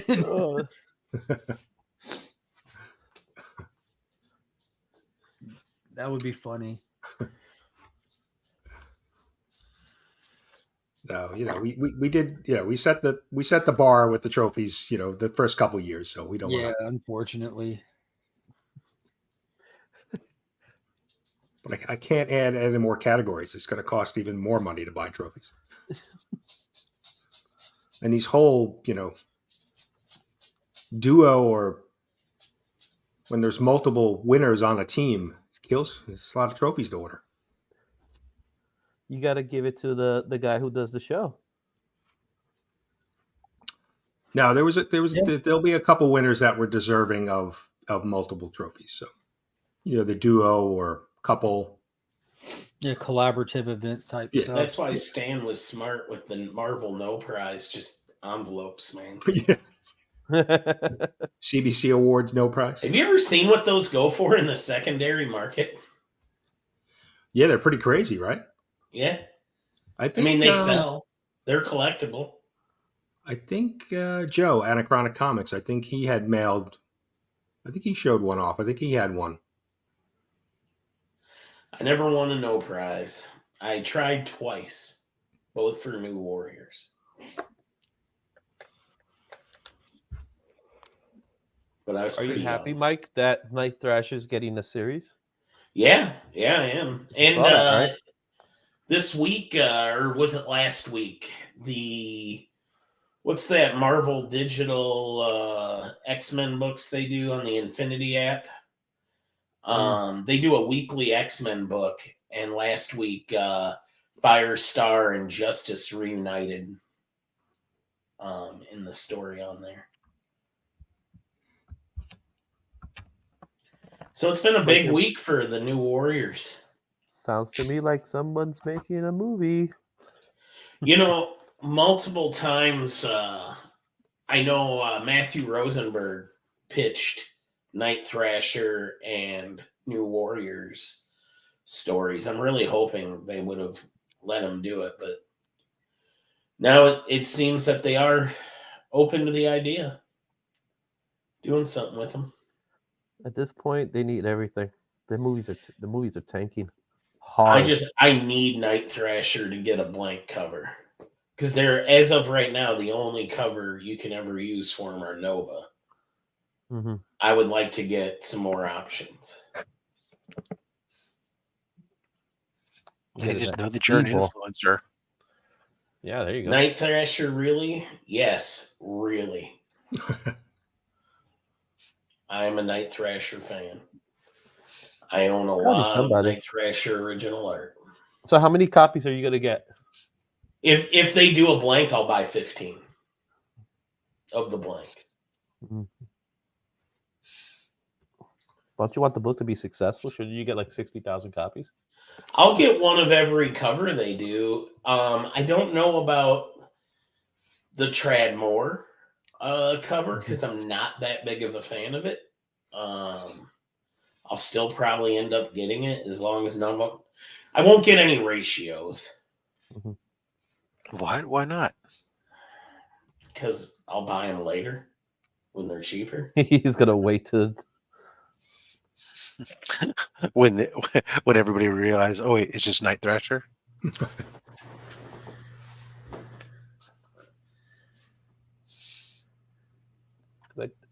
I know they're. I was just reading Evil's comment. Yeah, I was really hoping they'd do more with Darkhawk when they did that limited series, but they made a new Darkhawk instead of Chris Powell. So I got unenthused. I read it though.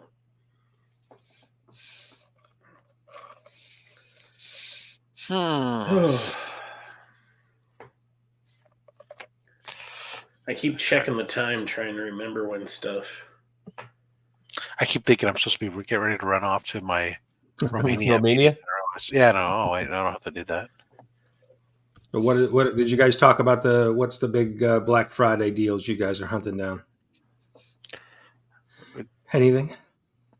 I bought some con shirts last night. Roosevelt's where I got my Night Thrasher button shirt. Oh yeah, yeah. They They had have. I've seen their stuff. they Yeah. had some pretty big Black Friday discounts, but it went quick because they had different tiers. They had stuff that was marked 60% off, 50, 40. By the time I got to it, it was only the 40% stuff that was in my size Left, and yeah. actually stuff you'd want. So I got a shirt with Hulk Hogan versus the Ultimate Warrior. Oh, cool. Yeah, I liked that. And then I got something else and I don't even remember what it was.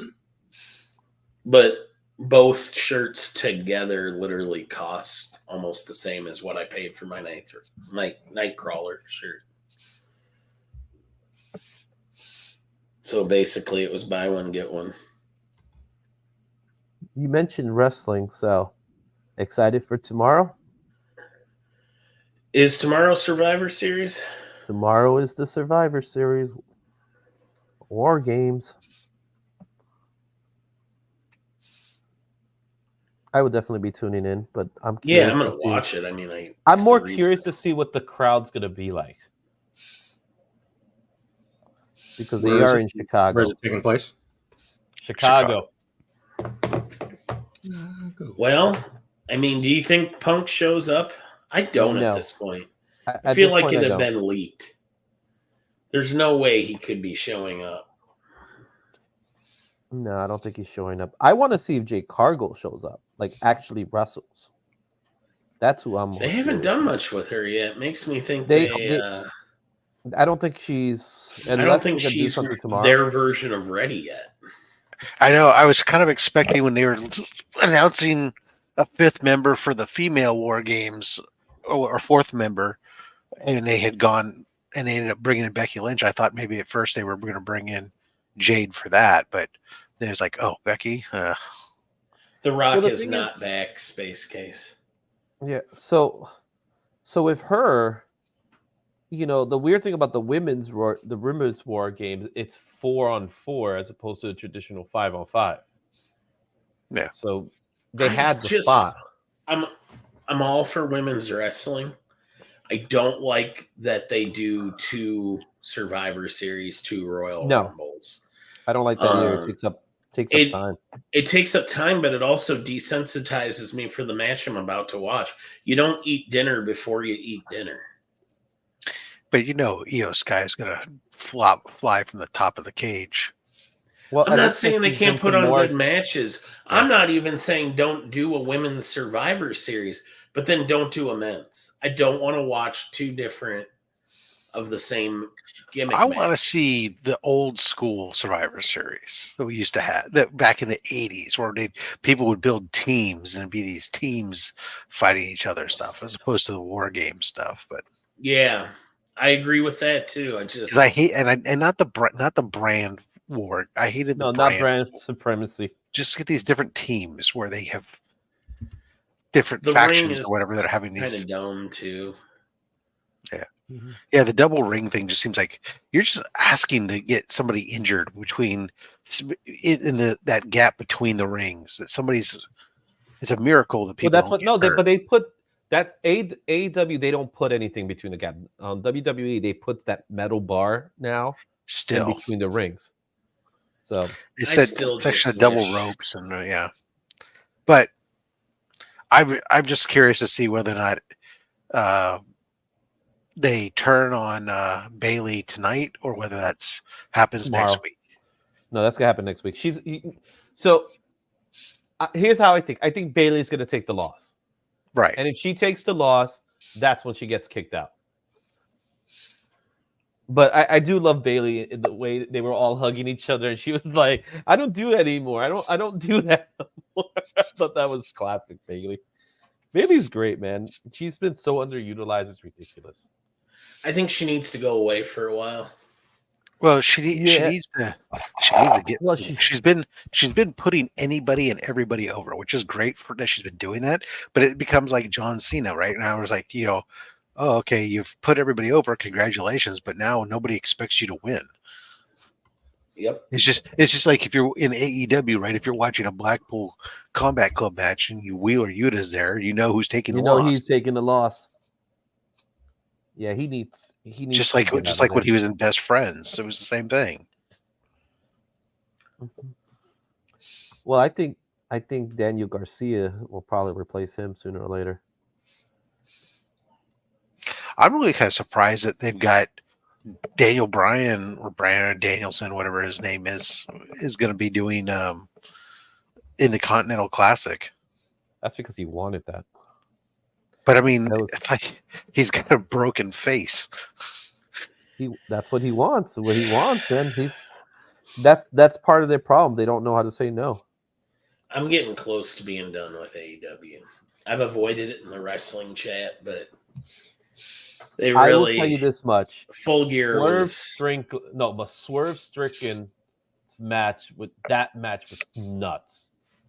the drinking of the blood really disenfranchised me. But yeah, that was unnecessary. But the staples, they All were of it. real The staples. whole match was unnecessary, but that stupid fake cowboy actually like drinking blood from another person on live TV may be the gross. It made me embarrassed to like wrestling. You know, when people give you crap for being a wrestling fan, I've dealt with it for years. And it's always like, well, you know, I like the storylines. I like, you know, it's live action comic books to me. But I have no defense for that gross ass match. Yeah. It's one of the worst things I've ever seen. It belonged in a bingo hall with Nick Gage hitting fluorescent light tubes off of people's heads and stuff. Mm-hmm. It's garbage wrestling, and it doesn't. I don't want to be around it. Yeah, I can get that. I'm not a big AEW's like I'm watching. No, Billy Corgan's thing is NWA Power. Yeah, 2 hour. That's a bigger problem. I don't mind some of the AEW stuff. I don't mind some of the stuff. I just get fast forward through a lot of it. I don't even bother to watch Collision at all because I don't. It's just I don't know. There's something about that show, the way it's done, that just like I was like, well, no. after Punk left, it really. Well, it's trying to be the reality of it. It was trying to pull off because it's on a Saturday night. It was trying to pull off the Saturday night main event feel. So if you remember watching Saturday night main event at the beginning of it, they will always do this little promo beats. Hey, tonight I'm going to fight you, and then they'll go to the next wrestler. So it starts that way, and then right. It really was created for CM Punk. So it wasn't. Yeah. So it wasn't an organic process. It's the whole. Every time I would watch it, it seems like it's outside of the rest of the storylines. It's like Dynamite and Rampage have the storylines, and then there's Collision, which has its own thing. So it's like if you don't watch it, you don't miss shit. Which show had the Okada riding a bicycle? That show can go away. That was Dynamite. That was Dynamite. That was a pretty stupid. Oh, I don't know what's going on with him. I just I don't know what's AEW going in general on has lost my interest. You know, not a week goes by where Excalibur just doesn't scream the name of some Japanese wrestler I've barely heard of over and over again, like I'm supposed to care. Then we see the guy ride a bicycle while swinging. What was he swinging? A pipe. He had a lead pipe. A lead pipe. Yep. He was on a bicycle. Really, do yourselves a favor, folks. Just go YouTube Okada bicycle. No, it wasn't Okada. It was Oh, who was it? It wasn't Okada. Oh my God, his name escaping me. Kota Ibushi. Kota Ibushi. Who is an amazing wrestler, but I don't know. He just rode a bicycle. So he just lost his step. He was while they were beating up Kenny Omega in the front, he was taking a trash can and he was just smacking on his head. Space Case cards. He needs to feel the pace. He needs to feel the pain. So you guys didn't answer earlier. What was your first comic you bought? Avenger Spotlight number 21. Spider-Man 2099 number 1. That was your first? Yep. I didn't start reading comics until I was in college. I don't remember. It had to be an ASM book that I picked up at 7-Eleven. It was probably in like the 230s. 2 something. Mine was Marvel Tales 218. No, Yeah. the first comic book I ever like collected with the intention of buying more and stacking them, probably New Warriors #1. I think I jumped on Hulk right before that came out. Yeah. The first comic book I bought with my personal money that I earned from work was X Force #1. Because everything else was like my mom or my dad for my, Polybagged with a card. polybag. I ended up getting all 5 of them, and I still have them. Very nice. Yeah.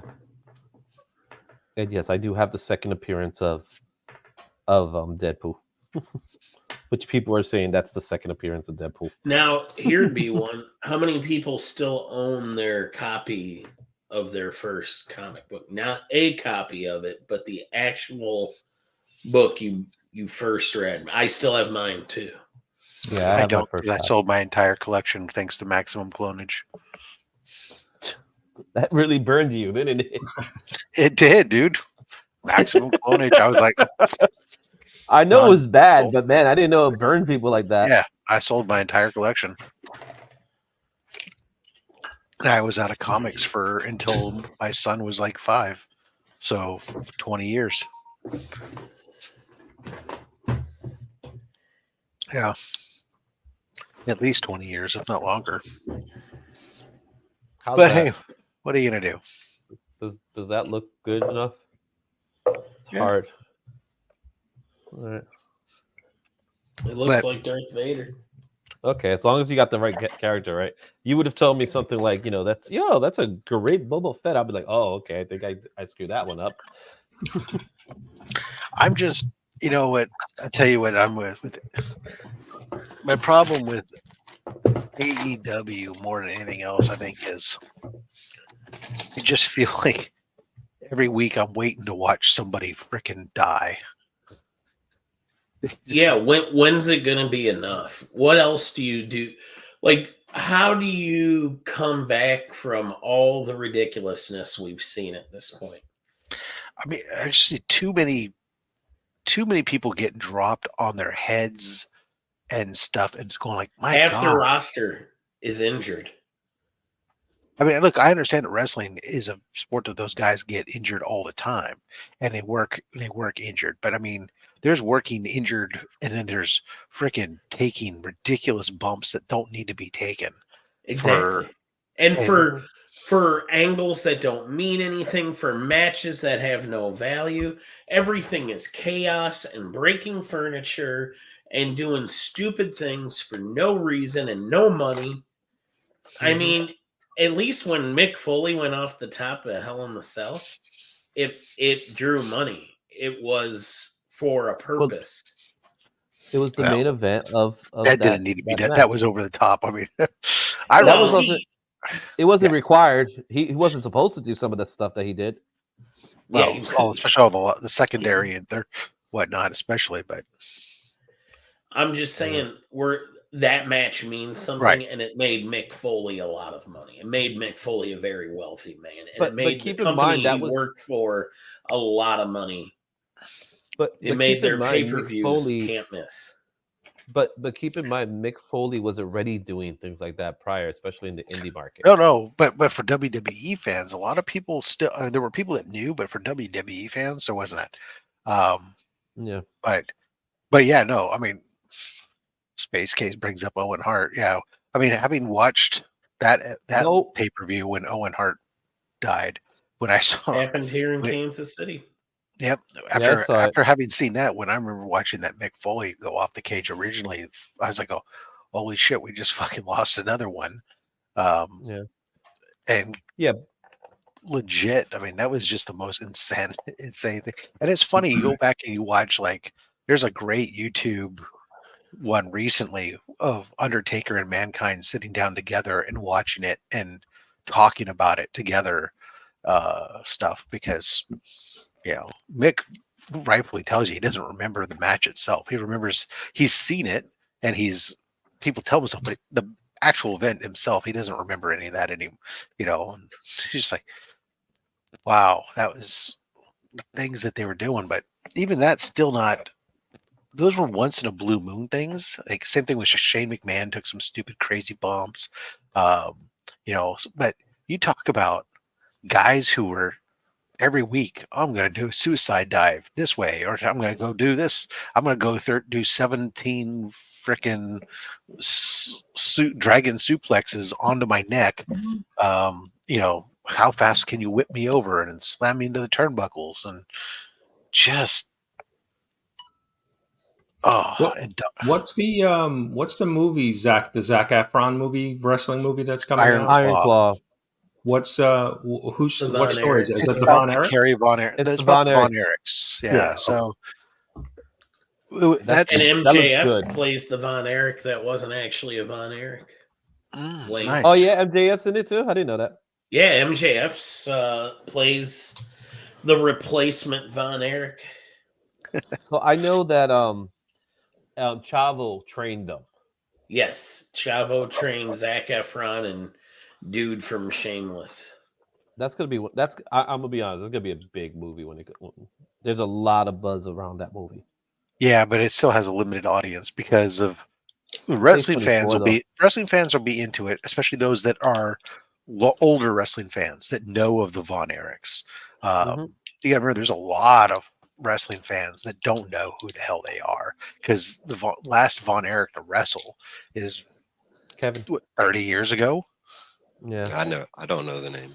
And unless you were like really into watching either the old rerun stuff back of the WCCW or whatever the hell it was, World class championship wrestling. Yeah, with back when you had the Dingo Warrior and you had Percy Pringle and I got into territory wrestling like long after it died.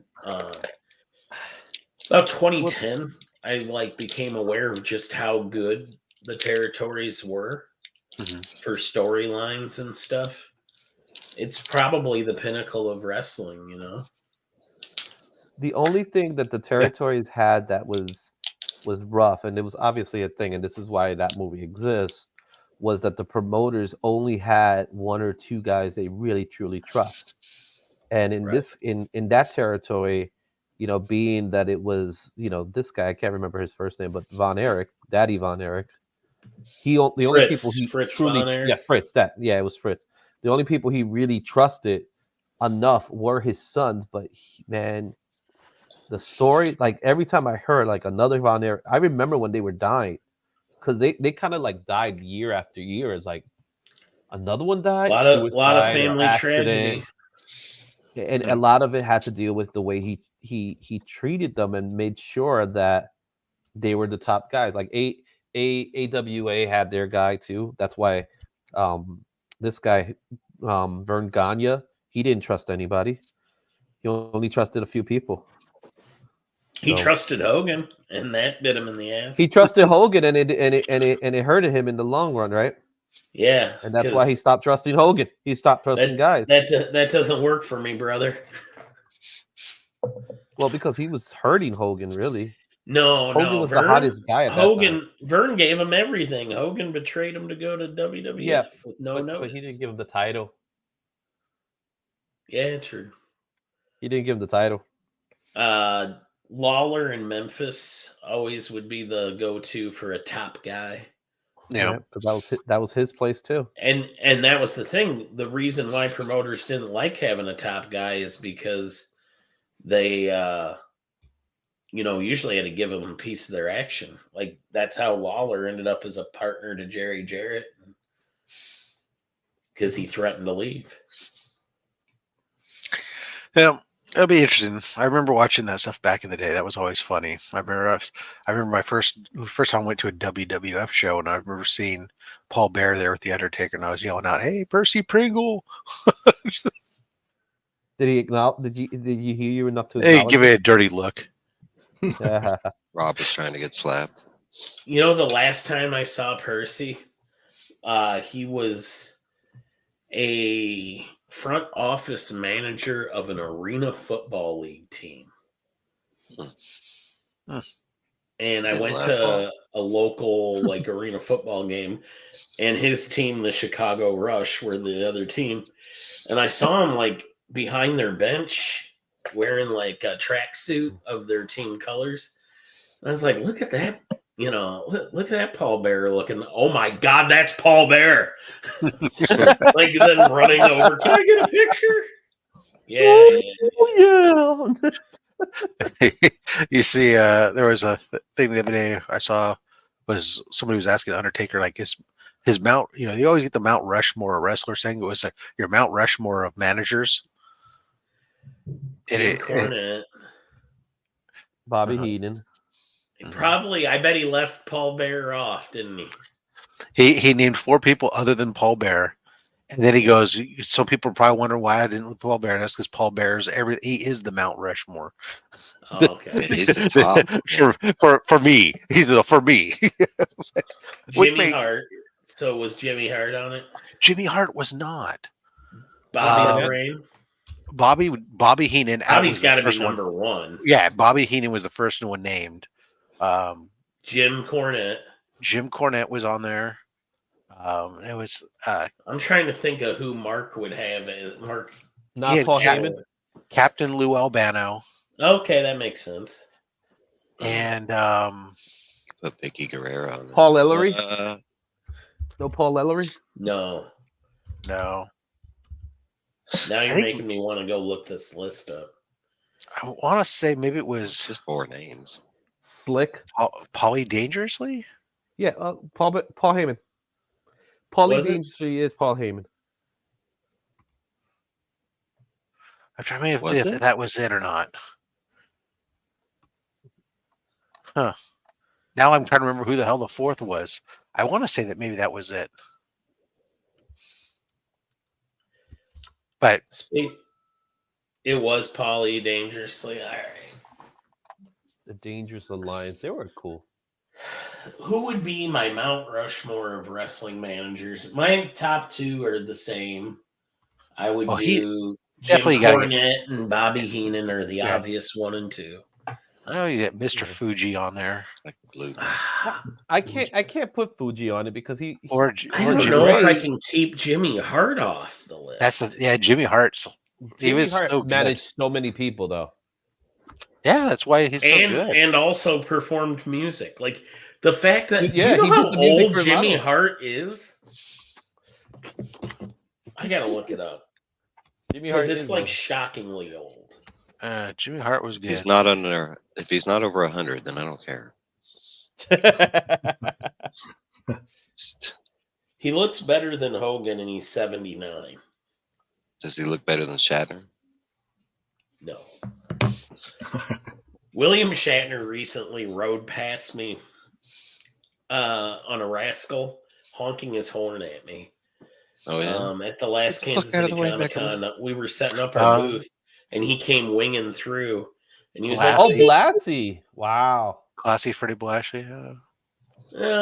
Yeah, he was good. He was good. Blassie was like the only guy that would take the Sheik job, where he was doing the pro-Iran gimmick, because Blassie loved that stuff. He had to pull a gun on somebody during those days. He had a little ankle piece he kept, and some guys were keeping him from getting to the car. So Freddie explained it to him in a different way. You got the Grand Wizard. You know who was really good, and they don't give her a lot of credit, and I'm not going to say Elizabeth. Sherry. Sensational Sherry. Well, did He was good. Did Comic Vet really list a top 4 with no Jim Cornette? Yeah. I've got to say, how do you defend that?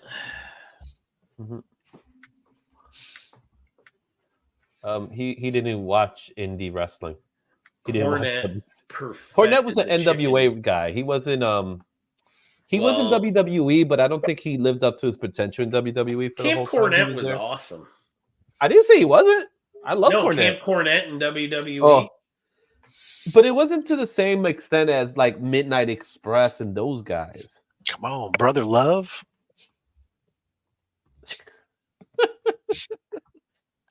He managed one guy for like 2 Yeah, days. Brother Love is not in the Manager Hall of Fame.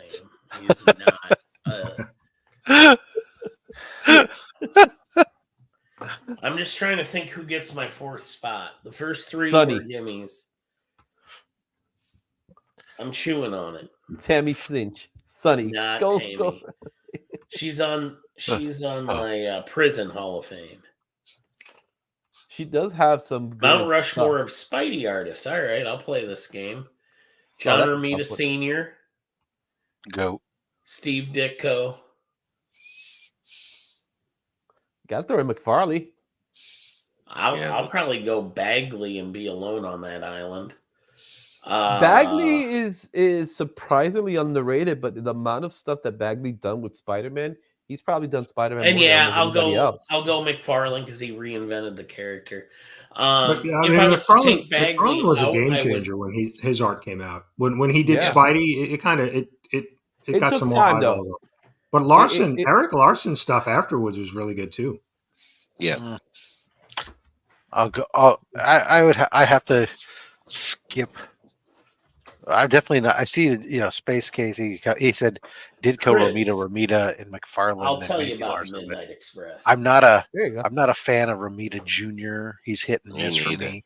I always like to say he's not his dad, but Ditko, Romita, sure. McFarlane, I'll give him dad just because everybody else loves him. But I'm either with Becker. I'm gonna have to say I'd either go with I'll do Bagley, Todd, either Bagley or I do. Ditko, or Romita Sr. I like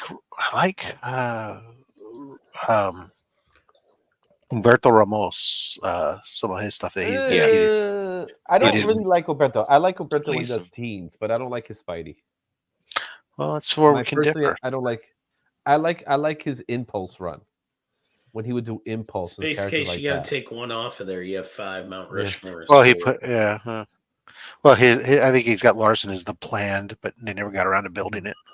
Yeah, But Just like I'll Mount definitely go Remedial Senior. I'll do Remedial Senior. I'll do McFarley. Of course, I'll do Ditko because he. Why do you pronounce he's his good. name McFarlane? Yeah, McFarley. McFarlane. It's McFarlane. McFarlane with the N. McFarlane. Is the N? Whatever. I'm from New York, man. Leave me alone. Farley. McFarlane. McFarley. Okay? It's like every time Izzy says that name, it like kills me because it's like he started saying McFarlane and then he just gives up. I was thinking he was talking go about back. a different dude until he put No, the it's talking not. part. This is I gotta this put has been a Bagley. thing before. I gotta put Bagley. Everybody's got the Lee. I gotta put McFarley. Bagley. Yeah. So The one day I was in the chat and I kept finding ways to get Izzy to say it. Just to SCG. get- That's what I was thinking. I was thinking the is same McFarley thing. kin to Chris Farley? Yep. McFarlane. No, Izzy has done that since the day I like learned who you were. Like one of the first things I ever heard him say, he's like, "Yeah, McFarley- Todd McFarley's McFarlane been- fellas." And He's I all was like, did McFarley's you- been drawing Spider-Man in a van down by the river. So one of the That's how big he words. started. One of the big words that we have that we always over here in New York, everybody always tries to correct us on is the word ask. Because How do everyone you says say it? axe. Everybody says Oh, axe. Max. Yeah. Brian knows. He's heard it That's- 100 times. that's 100 just- million times. That's not a New I'm gonna York. ask you a question. That's Right. not a New York thing. That's Let a me youth ask you. thing. That's But been it really is a New York whole thing. It's been a whole hip hop thing, which No. is like drives me No, crazy. it's where do you think hip hop came from? The Bronx, baby. Doesn't matter. That's Look it that, up. that's where rap came from. Oh boy, here we go. Say it West came from Coast both guy. sides, west and east. No, I'm just saying there's a difference between rap and hip hop. Mm-hmm. There he Rap is. was good. Hip hop is. I think I might go take a nap. You should take a You- nap right there with the camera on, just for fun's sake, Yep, just let us watch. and just let's see what happens in the process. You might Just wanna see know. the shirt. Just see the shirt just raise a little bit here and there. Start sleep man. talking. What telling us I love secrets. was like when Mike came on. Speedball. When Mike came on, he goes, "Look, I got something up on the wall." I said, "Maybe I'll put some more stuff up while we're working, while we're Right. doing this." And it's like, yeah. And the lie Illegal. detector showed that was a lie. The results are in. Uh, You are not the hanger of pictures on the wall. Nah, I need to be though. I need to get to You work. know who was a terrible manager? Miss Elizabeth. Is he? Miss Elizabeth. She was just Well, that's straight up because eye candy. her talent kept locking her in rooms. Yeah, I've heard you heard those stories, right? Yeah.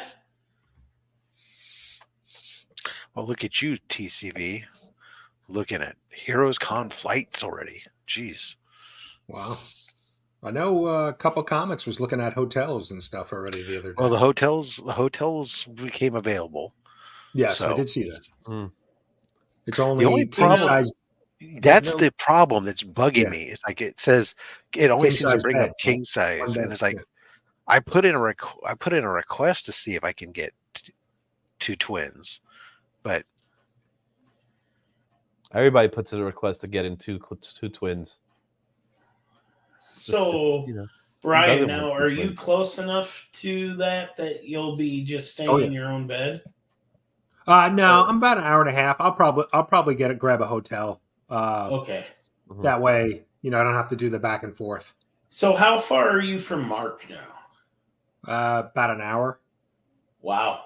Yeah, I went down. I hit Augusta Book Exchange like 2 weeks ago. Met with Mark. Yeah, in, I saw an hour. that. Yeah. About 45 minutes, an hour. Do you plan on going there semi-regularly or? I'm starting in a week or so. I'm starting a new job. And I'll be in the office most days. So it'll probably be tough to hit them on a Tuesday morning. But yeah, I definitely plan to visit on weekends or when I can.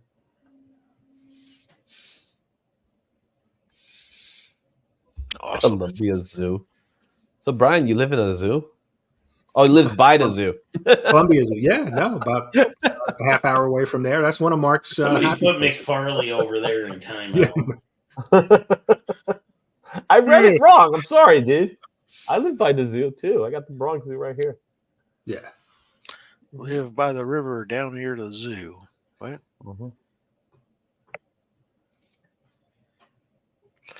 Yeah, there's a little not con, but there's a local comic guy that does he used to own a shop, and now he does like sales every once in a while. He's still got a big Yeah, Alan and Mark have gone to those. Yeah, so he's running one this weekend, so I might go check that out. It's the first time I've been. We'll be to that. So how's the new city treating you?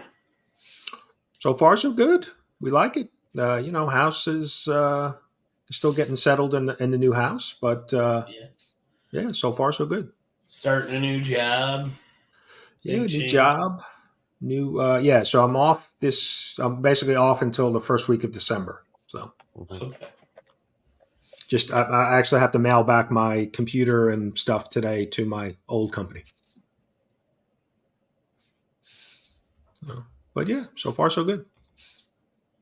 And closer to Heroes Con. We're actually looking at. My daughter lives in Orlando, so MegaCon is in February. So we might actually take a trip down there to see her and go maybe hit MegaCon for a day or two.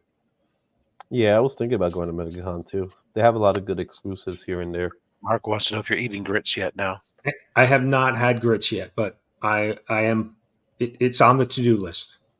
Mark asking questions in the chat of his own live hangout is the most Legion of Comics thing ever. Well, like an oxymoron.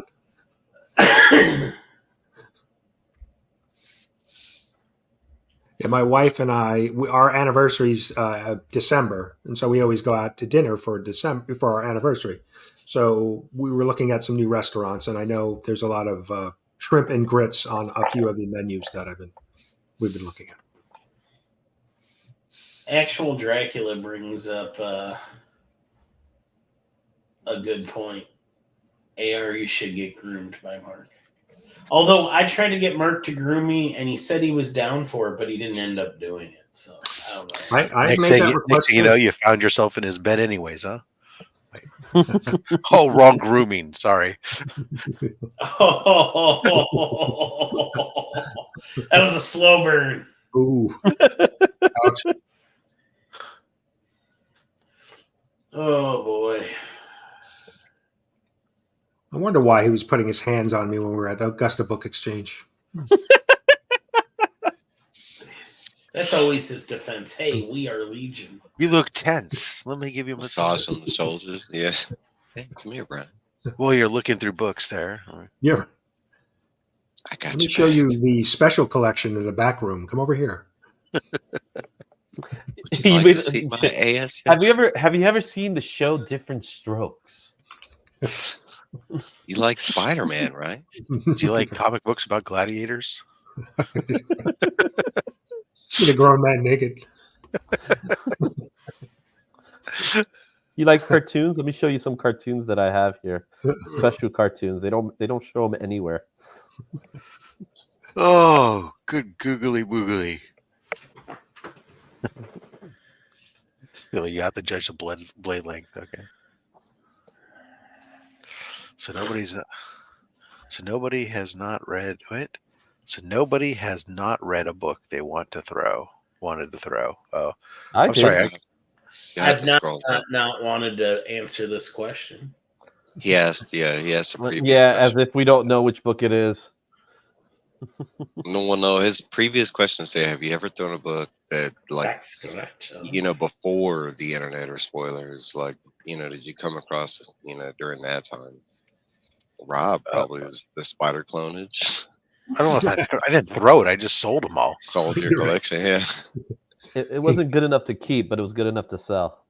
He finished reading, put it down, and said, all right, I'm selling all of my books.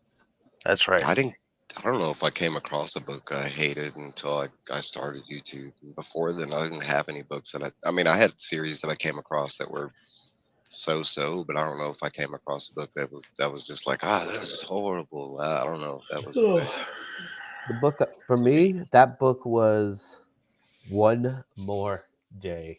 I hated that story. Worse. And we're suffering ever since. Right? Yeah, pretty much. Hated that story. That was the story that ended Spider-Man.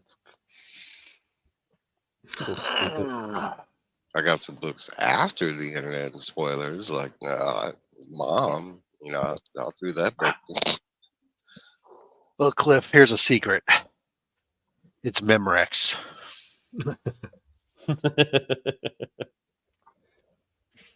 This is my actual living room, guys. This is what it actually looks like right now.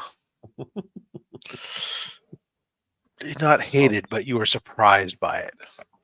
No, I can't think of any comic that I was just utterly surprised by. That would have caused me to react.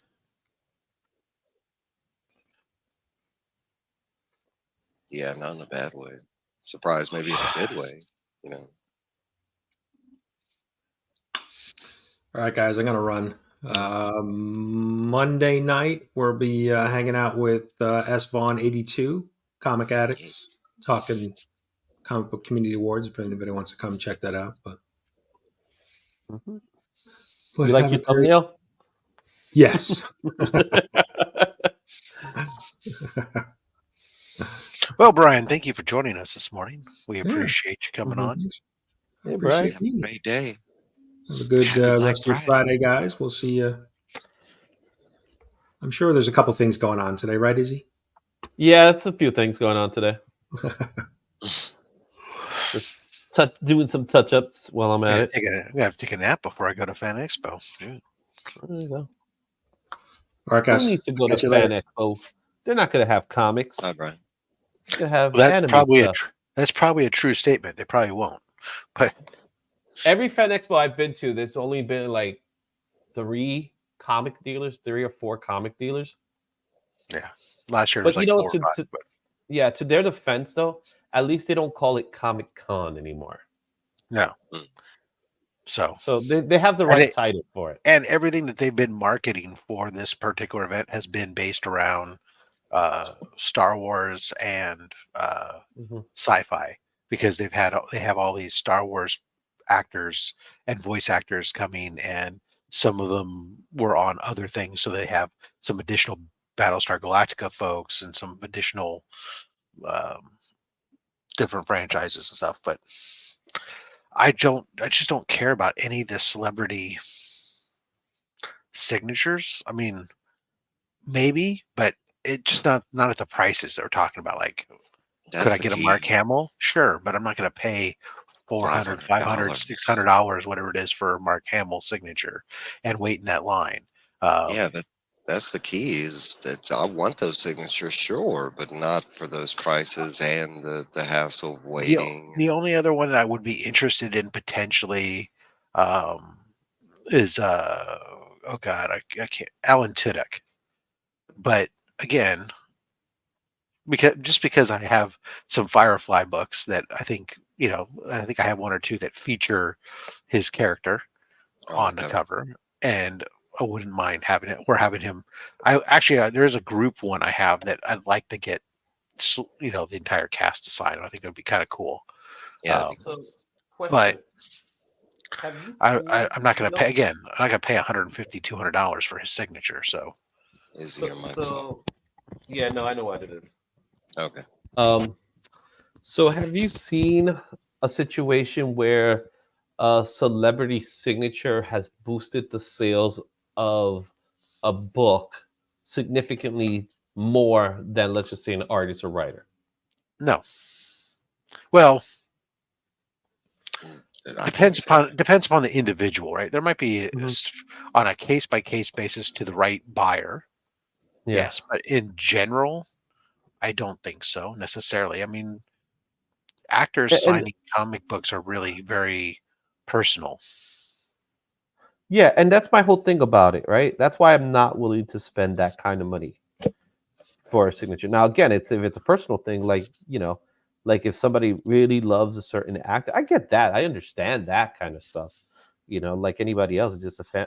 But to the men, usually it's about the range is around $300. I've seen around Right. that price tag, Well, and I'm like, I just I get why you're doing it, but I don't know why it's it's the same thing though. building You up. can see with any creator signature. There's a lot of Yeah. creators. Their signature doesn't necessarily help the book, especially since Mhm.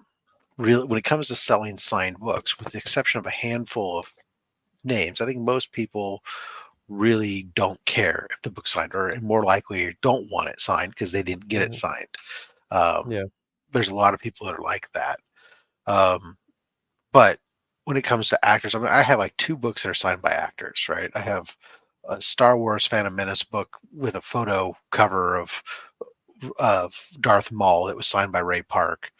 And then I have a Firefly book that is signed by Nathan Fillion.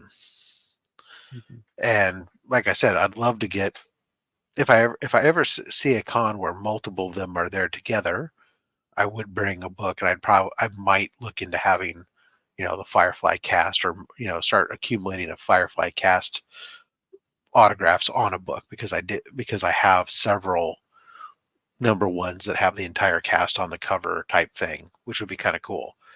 But that's a personal thing for me, not that I think anybody would, not because I'm trying to increase this resale value of the book, because, well, hey, it's a Firefly book, and that's a pretty niche group. Yeah. But yeah, it's the cost is definitely a thing. Now, granted, I get it. Mark Hamill's, for some people, that's a big deal, but I mean, you look at his prices for his thing, it's like, oh my god. He's been around the block though. He has a lot of. That's one thing you can say about someone like Mark Hamill though. I don't. His prices are what they are, but it's because his body will work. Right. I mean, and he's a guy like, look, you could have him sign, you know, Joker, if from a comic standpoint, you could have him sign so many different things Star Wars. because of the voices that he's done as voice acting as well as the character as Star Wars, right? So yeah, He's been exactly. he's been the trickster in Flash. He's been Joker and Guyver. I mean, when you talk about different, I mean, you talk about somebody that spanned out in genres. He's touched on anime, animation, sci-fi. He's pretty much done it all. Yeah, Western. I think I paid $50 for his Hobgoblin. autograph in 2003. Has it gone up, Rob? what's that? I paid $50 for Hamill in Yes. 2003. Did it go up? Yes. It's gone up a little bit. Yeah. You said I Hamlin. thought it was a little pricey for 50. Mark Hamill. Yeah. You said Hamlin. Hamlin. Hamill. Hamel. Hammy. You said Hamlin. I caught you on one. I got Mark, don't call me Hammy Hamill. Yeah. That's so my buddy Bill was his intern was Mark's son, and they called him Hammy in the offices. And when Mark came to pick his kid up for lunch one day, he found out they were calling his son Hammy, and he didn't like it. So for Mark Hamill, you can get, if you just want a standard 8x10 photo that's signed by him, that's $400. If you want to have something, what they call premium, where you bring something, it could be a comic book, magazine, book, script, whatever, you want to have him sign something, as long as it's within certain restrictions of size, that's $499. And anything that's bulky, such as clothing, full-size movie posters, props, etc., is $700. What the? No. Wow. I want to believe that's due to the whole, like, Porter's Hyde wouldn't pay anything for anyone's signature. Huh.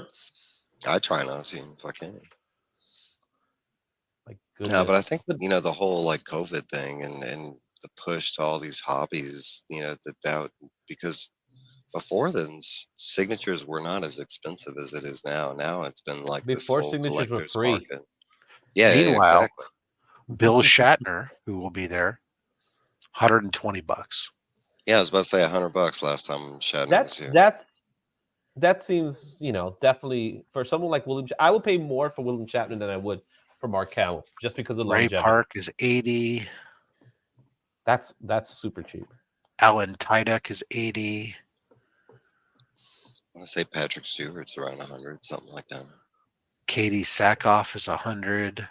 Unless it's a Star Wars item, then it's 140. That's the one that always gets me. Like, come on. That's the thing. If it's tied to anything Disney related, it'd be like if I Marvel, Star Wars. It's like we know. The thing I hate about it is like they think the reason why you're getting the signature is because you're gonna move the book, which some people do, but that's I don't think that's the case for everybody. So Timu Morrison's 100, Ewan McGregor 250. Whew. Let's see, Carl Weathers. Imagine going to a restaurant. $80 and sandwiches $15, $20 if you want it to taste good. Oh, this is interesting. So we are in New York. Carl so Weathers, I tell you that much is a little different. New York could be $20 if you want. Carl Weathers has got quite the change here. So he's $80 for an autograph, but for premium autographs such as props, Funko Pops, sports memorabilia, etc., it can be anywhere from $300 up to $300 US.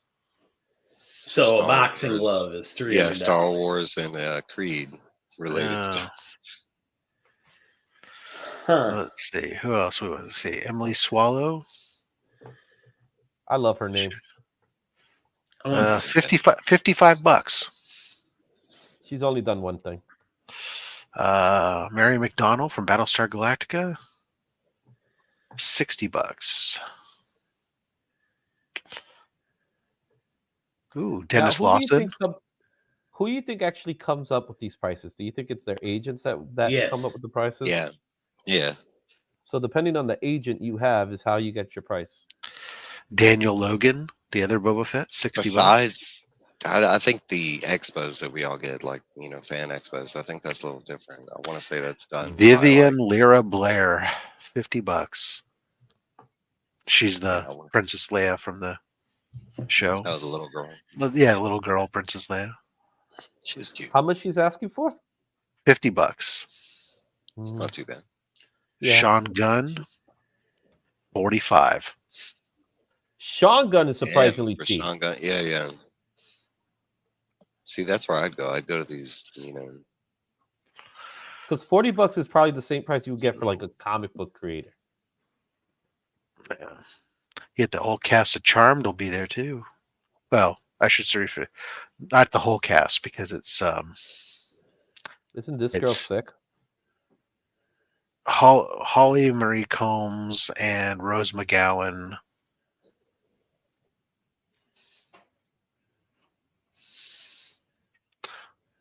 So I guess they're not having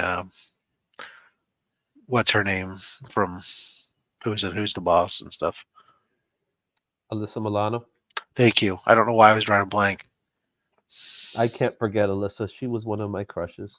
I agree. Again, I that's was why I more said of I a can't Tony believe Danza guy. What was that, Mike? I was more of a Tony Danza guy. Oh yeah. Let's see Like, how much. Who's the boss is on? Oh, Tony. Is that Ashley New York Eckstein. accent? Ashley Eckstein will cost you $125. It's ridiculous. Peter Cullen, $60. Wow. And his signature is valuable. Tara Strong, 60. Another one. Get some missed minutes. She's Well, still working it, man. Also, Raven from That's So Raven. no Teen Titans. Teen Oh, Titans. She was still she's petitioning Tara for Strong. Harley. She's done Harley too. Yeah, No, she Tara's was been- still trying to she's do. done a lot. She was kind of mad that they went with Kylie Coogan. Yeah, I'm Maybe surprised $4. Peter Cullen's only $60. I'm pretty sure that one might be a mistake because last time I saw Peter Cullen, it was expensive. It was like $100. Autographs are $60 on 8x10 and $80 on other items. Okay, so other items will cost you $80, but Maybe that's what it was.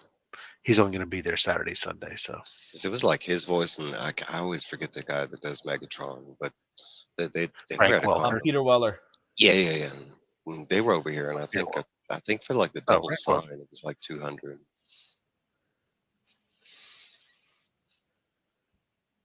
He'd be a good one to get soon because he hasn't been doing that well health wise. yeah, you could go back in time and bid on that double signed copy at C3 we had.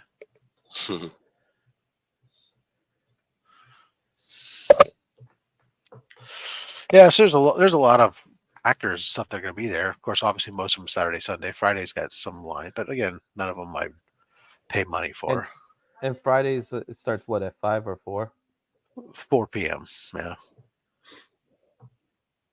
Are you going for any signatures specifically? Comic creator? No, I'm not. I'm not even going for any signatures at all. He doesn't even know why he's going at this point. Yeah, it's Except for true. that he already has the No ticket. comic stalls. No. He tried Yeah, to exactly. talk himself out of it this morning. I even have a ticket for Saturday too, but I'm not going because I got only slabs in the middle of the day. I don't know why I bought the ticket, but You could give it as He's a literally award to like somebody. he is not excited for this con. It doesn't sound like it at all. let's see. Comic book How about creators. actual comic book Mark creators? Silvestri, Arthur Adams, Eric Larson, Stephen Platt, Jean Luen Yang, Tom Grummett, Tony Harris, Grummett. Grummet, yeah. Grummett, whatever, Dave Johnson, Jay Lee, David Mack, Kevin McGuire, Jeremy Adams. Where's John Boy? John Boy's name's got to show up sooner or later. John Jang, Yeah, that John makes sense. Jang, not John Boy. Well, John Boy should be there because he's in like every one of them now. Dan Brereton. Okay. That's actually a pretty good list of creators, though. Colin Kelly, Jim Kruger, Jody Hauser, Justin Greenwood, John Boy Myers. There he is. I thought you were going to There say it is. Justin Birch for a second. Mel Milton, Tony Moy, Joe Rubenstein, Arthur Sudam, Ben Temple Smith. Arthur Sedan does a lot of shows over here. But I haven't seen him do anything new. A bunch of names I'm skipping over that are like locals. All right, guys. I'm locals shut or down. independent. Well, Mike, before you leave, I got something to show you. See if you can see it a little bit. Are you drawing Speedball? I'm drawing some guy with hair like that. You know, let's see. Canceled artists who've canceled and not showing up: Mike Mayhew, Ariel Diaz, Chris Campana. Okay, now you got the little, No, you got the little circles there. See, I got your little circles. Oh, I'll have to. Will this be offered on the Sketchy Show today? I Black will Friday make sure it's special? offered. I will make sure it is offered. All at the right. Sketchy Show. I'll see you then, buddy. I'll see What you time there, again? man. 4 o'clock my time? 5 o'clock Eastern. 4 o'clock my time. Yeah. All right. I'm going to lay down.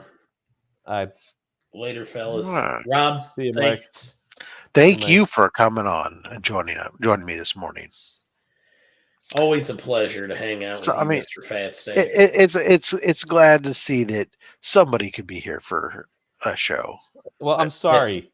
I had to wake up at 4:30 in the morning to take my wife to the train. Well, first of all, this show starts at 4:30 in the morning my time. So, cry me a river. But my time 4:30. Oh, I'm going to answer Space Case's question for mine. Favorite run from everyone? For X-Men, definitely the Byrne Claremont. I'll agree with you there. Frank Miller's Daredevil run. My favorite FF run is probably the team of Lee, Kirby, and Sinnott. Although I like Byrne's Fantastic Four too. Peter David for Hulk. That's a run. Yeah. That is a Peter run. David's X Factor too. Also incredibly good run. For New Warriors, Bagley and Fabian. Yeah. Talk to you later, fellas. Take it easy, man. Bye, Mike. Yeah. Ooh, no. We're 3. Sorry. So, have you made the decision that you're not going?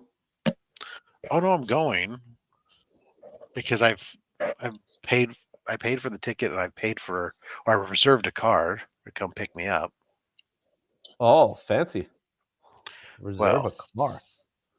I don't like driving to San Francisco. I like parking there even less.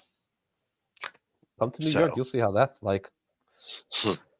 Yeah, that's why people in New York oftentimes don't drive a car.